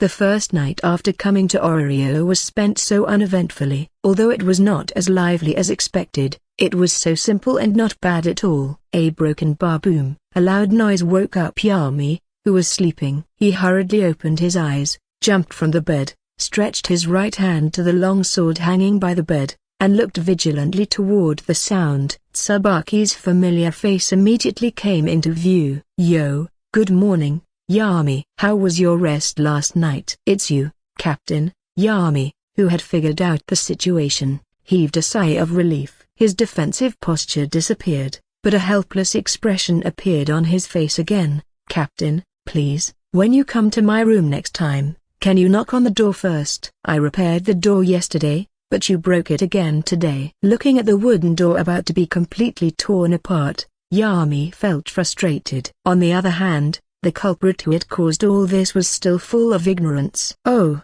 it's not an important thing. It's fine if you can fix it later. Okay, I'll pay attention to it next time. Is that okay? Tsubaki was a little overwhelmed by the death stare from Yami, so she could only make a promise quickly. Although skeptical about the latter's words, Yami could only believe her. After getting up, putting on his coat, and tidying up the bed, he looked at Tsubaki again and asked, so what's the matter with you coming so early, Captain? You interrupted me, and I almost forgot about the business. Tsubaki showed a reproachful look, stepped forward to pull Yami's hand, and kept urging, come with me. I will teach you about forging today. This is something that adventurers of the Hephaestus familiar must learn. Of course, you don't have to worry too much. If you don't have the talent for forging, you can choose again later whether you want to enter the dungeon or take care of the shop. Wait a minute, Captain, I haven't had breakfast yet. Under Tsubaki's pull, Yami was no match and was dragged into the forging room without any strength to fight back. Fortunately, although Tsubaki had a carefree style, she was still very careful occasionally. After eating the breakfast prepared by the other party in advance and filling his stomach, Yami's eyes immediately fell on the various tools in the forging room. The blazing oven was emitting a scorching heat. The walls of the forging room were covered with all kinds of weapons. His eyes swept over these pieces of equipment one by one. Although he knew little about forging, Yami could still distinguish their pros and cons. Every piece of equipment was no worse than the niche iron sword rewarded by the system. This was a private forging room that only belonged to Tsubaki. There was no doubt that she made these equipments by herself. Among human beings, Tsubaki was already the most powerful blacksmith. Chapter 30, Chapter 0030, Become a Glorious Blacksmith. HMPH. Have you never been to the forging room before? Yami fell into an idle state, immediately giving Tsubaki a sense of accomplishment. "Let me tell you, not everyone is qualified to be taught by me. Even some old people in the familiar have not had this kind of treatment, and you are getting taught to forge by me as soon as you join the familiar. You should be thankful." Tsubaki entered the forging room and closed the door, completely isolating it from the outside world. She stepped forward, patted Yami on the back, and said boldly, "Come on, boy, let me teach you the forging technique myself. Remember to focus. I am the #1 blacksmith in Oreo. Don't let me down." "Understood, Captain. I will work hard." Yami responded quickly. Although he had a question, shouldn't Oreo's #1 blacksmith be Hephaestus-sama? It was just that he didn't say this sentence. It was better to do less of this kind of low-egg behavior.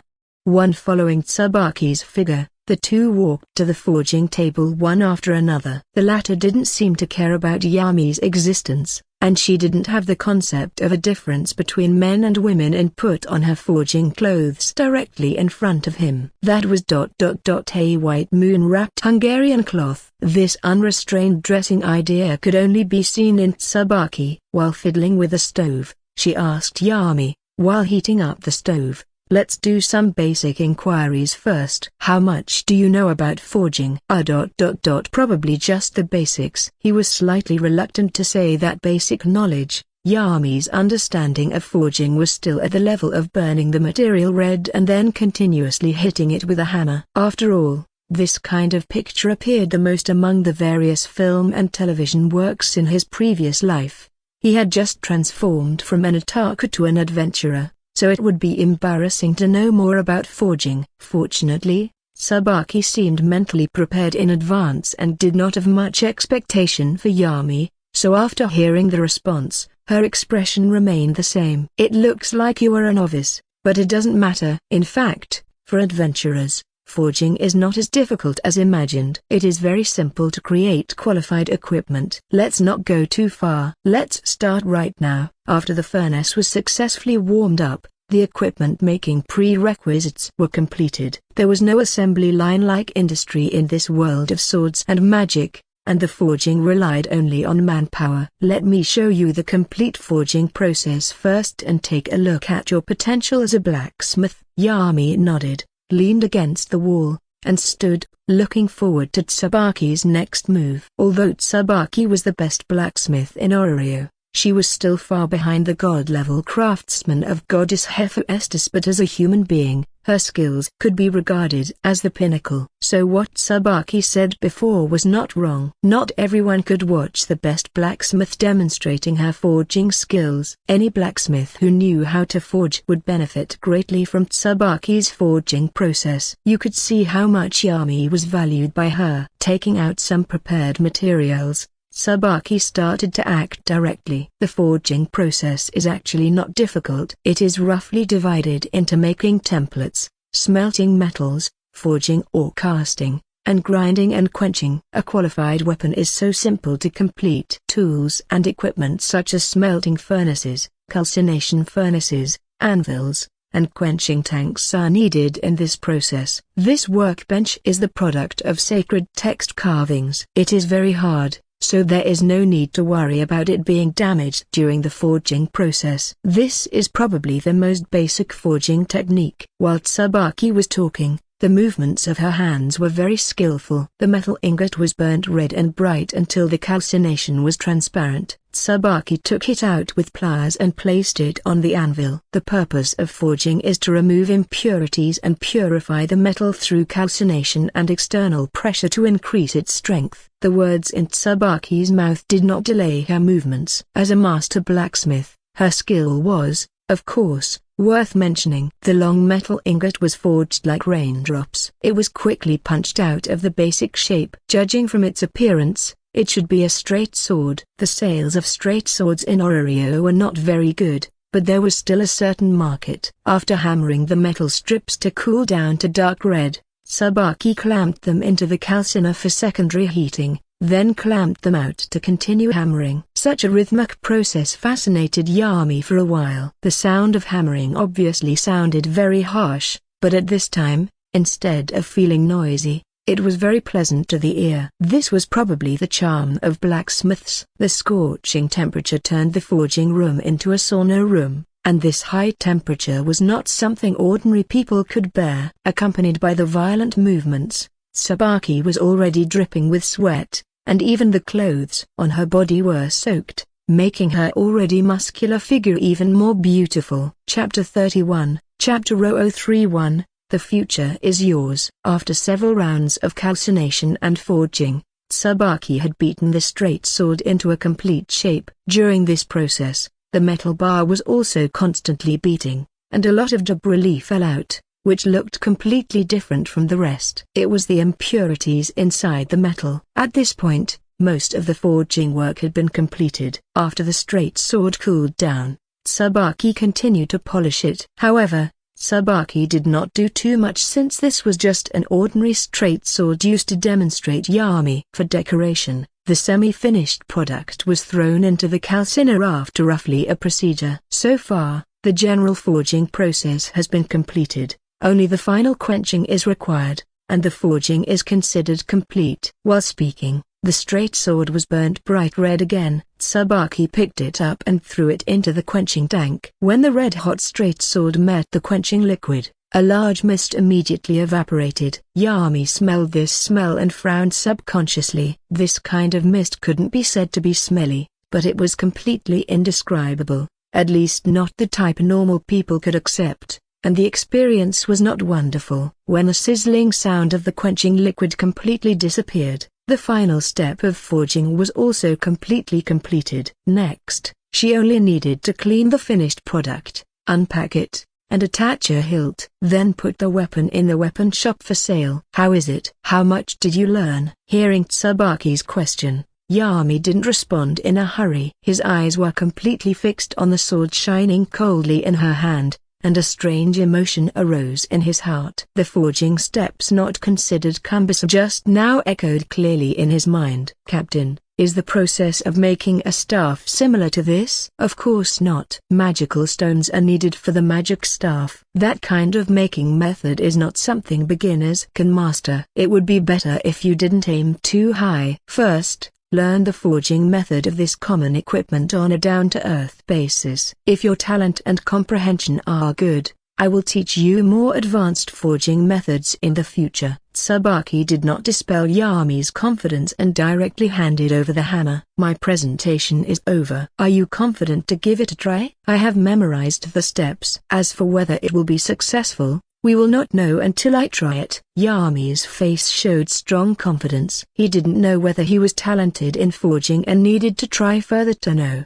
Then I'll watch you perform. After hearing Yami's words, Tsubaki just smiled, and after handing him the hammer in his hand, she walked aside to watch. The latter was naturally not polite either. He reached out and took her off his shirt, revealing his muscular muscles immediately. This scenery also made Tsubaki's eyes shine. Walking into the forging area, Yami recalled Tsubaki's previous actions, then picked up a slightly shorter strip of a metal ingot with a clip and put it into the calciner. Compared with Tsubaki's physical fitness, he was still far behind. Yami was not prepared to build large-scale equipment for the first attempt. Compared with Tsubaki's easy and freehand creation of a straight sword, he was not confident that he could control the flame's temperature. Let's be realistic and make a slightly smaller weapon first. For example, daggers and the like. Among ordinary weapons, slightly smaller weapons will be easier to forge, provided that there are no more complicated crafts in them. Next, Yami completely copied Tsubaki's forging process just now. Although in the eyes of the latter, there were still a lot of flaws in his skills, whether it was the method of forging force or the time of calcination, there were subtle problems, but for beginners, it was already very good. At least she wasn't so powerful back then. After joining the Hephaestus familiar, the goddess Hephaestus taught Tsubaki about forging. She also studied for a long time before becoming the current forging master. There was also the development ability that made her so powerful. And Yami restored this level with just a simple demonstration. At least his talent in forging was absolutely beyond doubt. Maybe, soon, There will be another excellent blacksmith in the Hephaestus familiar. Zizizi. With the end of quenching, Yami successfully assembled the dagger and threw it into the ash for cooling. Looking at the first weapon he made with his hands, he couldn't suppress the sense of accomplishment no matter what until he heard footsteps beside him, bringing him back to his senses. "Captain, I'm done." "Good job," Sabaki praised softly, then reached out and picked up the dagger made by Yami from the pile of plant ash, wiped it clean with sackcloth beside it, and observed it carefully. The appearance was smooth and bright, the hardness was moderate, and the quality was good. It was already a qualified dagger. "Honestly, I'm really surprised you could do this step. You are simply a born blacksmith." "Really?" Hearing Tsubaki's comments, Yami himself felt a little embarrassed. He was now beginning to doubt whether the forging talent that was brushed out through the simulation at the beginning had been manifested. Otherwise, how could he become so good at smithing? Chapter 32, Chapter 0032, Poor Talent Choice. In any case, it was a fact that Yami had the talent for forging. Now that this was confirmed, Tsubaki almost regarded him as her successor in the following time, and all the forging skills could be said to be imparted to him. Yami spent the whole day in Tsubaki's forging room. In addition to forging weapons,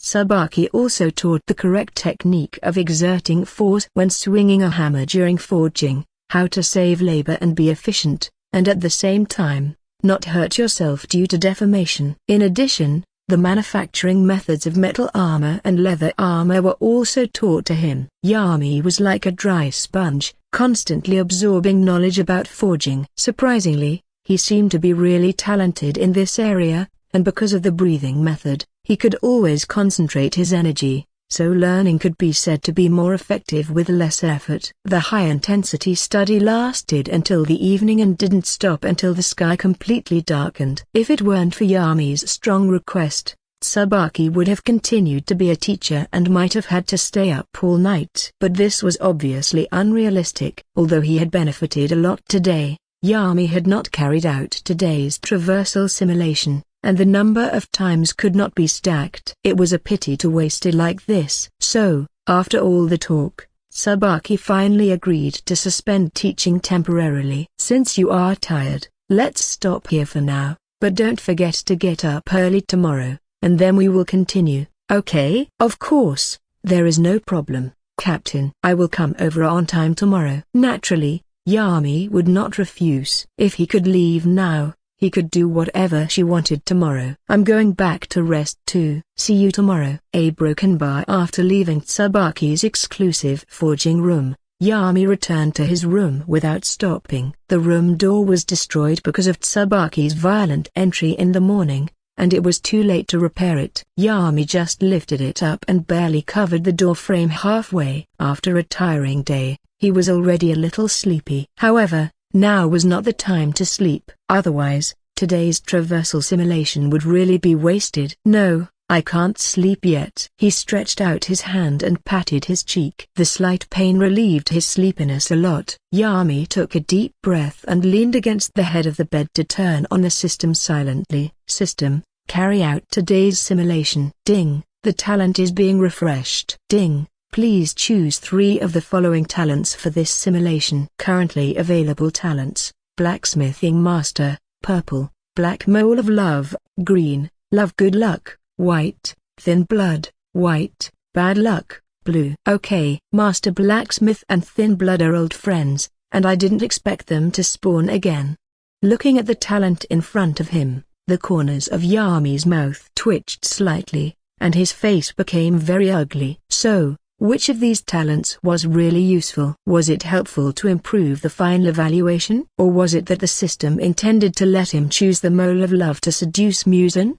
This idea suddenly appeared in Yami's mind, and his face became even paler. No, this was also a strategy route. Although, as the King of Demons, Muzan had no gender distinction. As long as he wanted to, he could become a man or a woman, but it would be too abstract to seduce Muzan. Just thinking about that situation made Yami feel bad all over. But it seems that there are no other talents to choose. Thin Blood and Bad Luck, it can't help him at all. So, did his good luck run out yesterday when traveling through the simulation? Sigh. Forget it. It seems that there is nothing to hesitate. After all, there is no better choice. This simulation is considered abolished. I hope I can randomly get a good talent the second time. Yami had completely given up on himself and planned to break the Kan system. I choose the master blacksmith, the mole of love and good luck, Yami said silently in his heart. Immediately, the white screen of the system in front of him changed. Ding!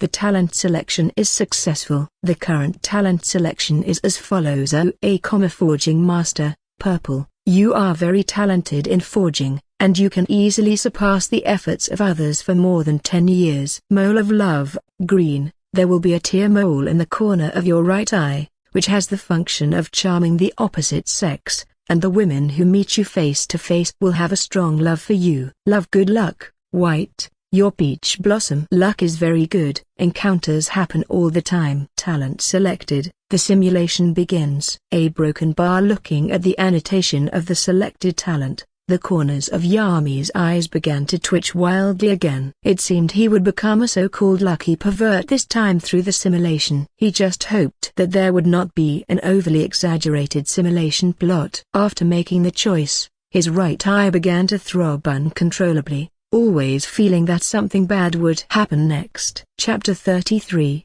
Chapter 0033, The Simulation of Deviation. You fell into the manor of the Eternal Paradise cult and met Dama, who was basking in the moon in the yard. Because you have already gotten used to this kind of scene, there was nothing strange about it. You were imprisoned by Dama again, him planning to take you to Infinite Castle. Kani met Dama again. You did not choose to stand by and watch this time but joined the battle. The improved strength made you more comfortable. With the joint efforts of Kani, you successfully escaped from Dama's hands. Time dragged on until dawn. You successfully rescued Kani, and it was easier than before. Seeing your strength and specialness, Kani talked to you enthusiastically, inviting you to the Demon Slayer base, even ignoring Shinobu, who came to support her. Just when you thought this attitude would cause dissatisfaction with Shinobu, you were surprised to find that Shinobu looked at you similarly. Every time she made eye contact with you, she would look away, and her cheeks became red. 1. A broken bar. Good lord,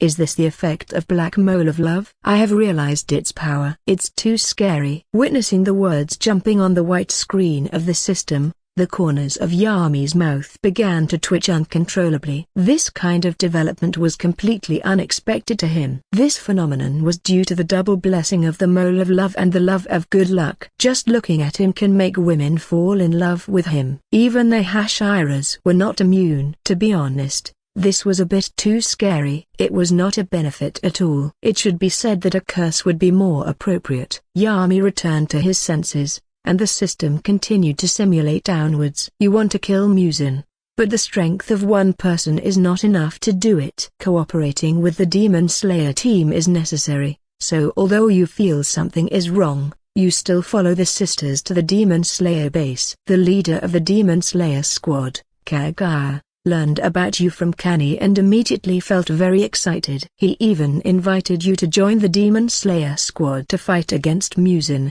and you agreed. You informed the Demon Slayer team of the specific locations of some of the demons of the lower moons, but due to strength issues, you stayed in the Butterfly Mansion to train and planned to have the power comparable to that of the Upper Moon Demon in the shortest possible time. Yashiki agreed to your proposal. However, in places where no one noticed, the way Yashiki looked at you also began to change, just like the Butterfly Sisters' eyes. A broken bar. Seeing this, Yami couldn't bear it anymore. Should the travel simulation be so unscrupulous? Could this system do some human affairs? Was he really going to slay all the women he met? The Demon Slayer was almost becoming the Woman Slayer. If this goes on like this, I'm afraid the following content will not be able to be broadcast at all. I swear, if this outrageous talent appears again in the future, no matter how strong it is, I will never choose it again. It is absolutely impossible. Yami made an oath in his heart,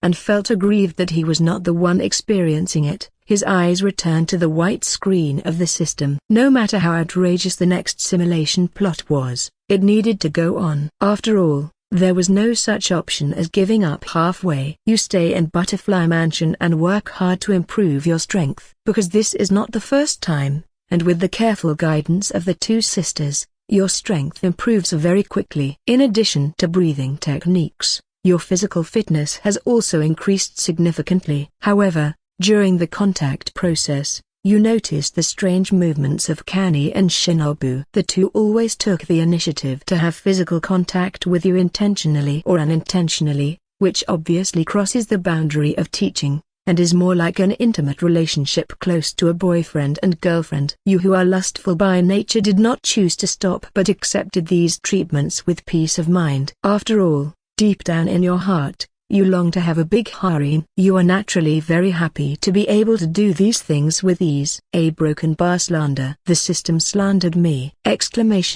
is slandering me! 3 The more and more unscrupulous simulation plots were almost driving Yami to death. Although there seemed to be nothing wrong with the system, it was too much to say so openly. And why was the Yami in the simulated world so similar? Couldn't he be a little more serious? Calm down. This is just a possibility. It doesn't represent the real me. How could I be the kind of man who just wants to have fun and doesn't know the importance of being serious? Just thinking about that kind of picture made people feel very excited. Sure enough, the man still had no way to lie to himself. 1 year passes quickly. After a long period of close contact, the relationship between you, Kani, and Shinobu became closer and closer. It can be said that you are almost inseparable. Not only that, even Kanao, who doesn't like to talk, joined the ranks. Your life becomes more and more happy,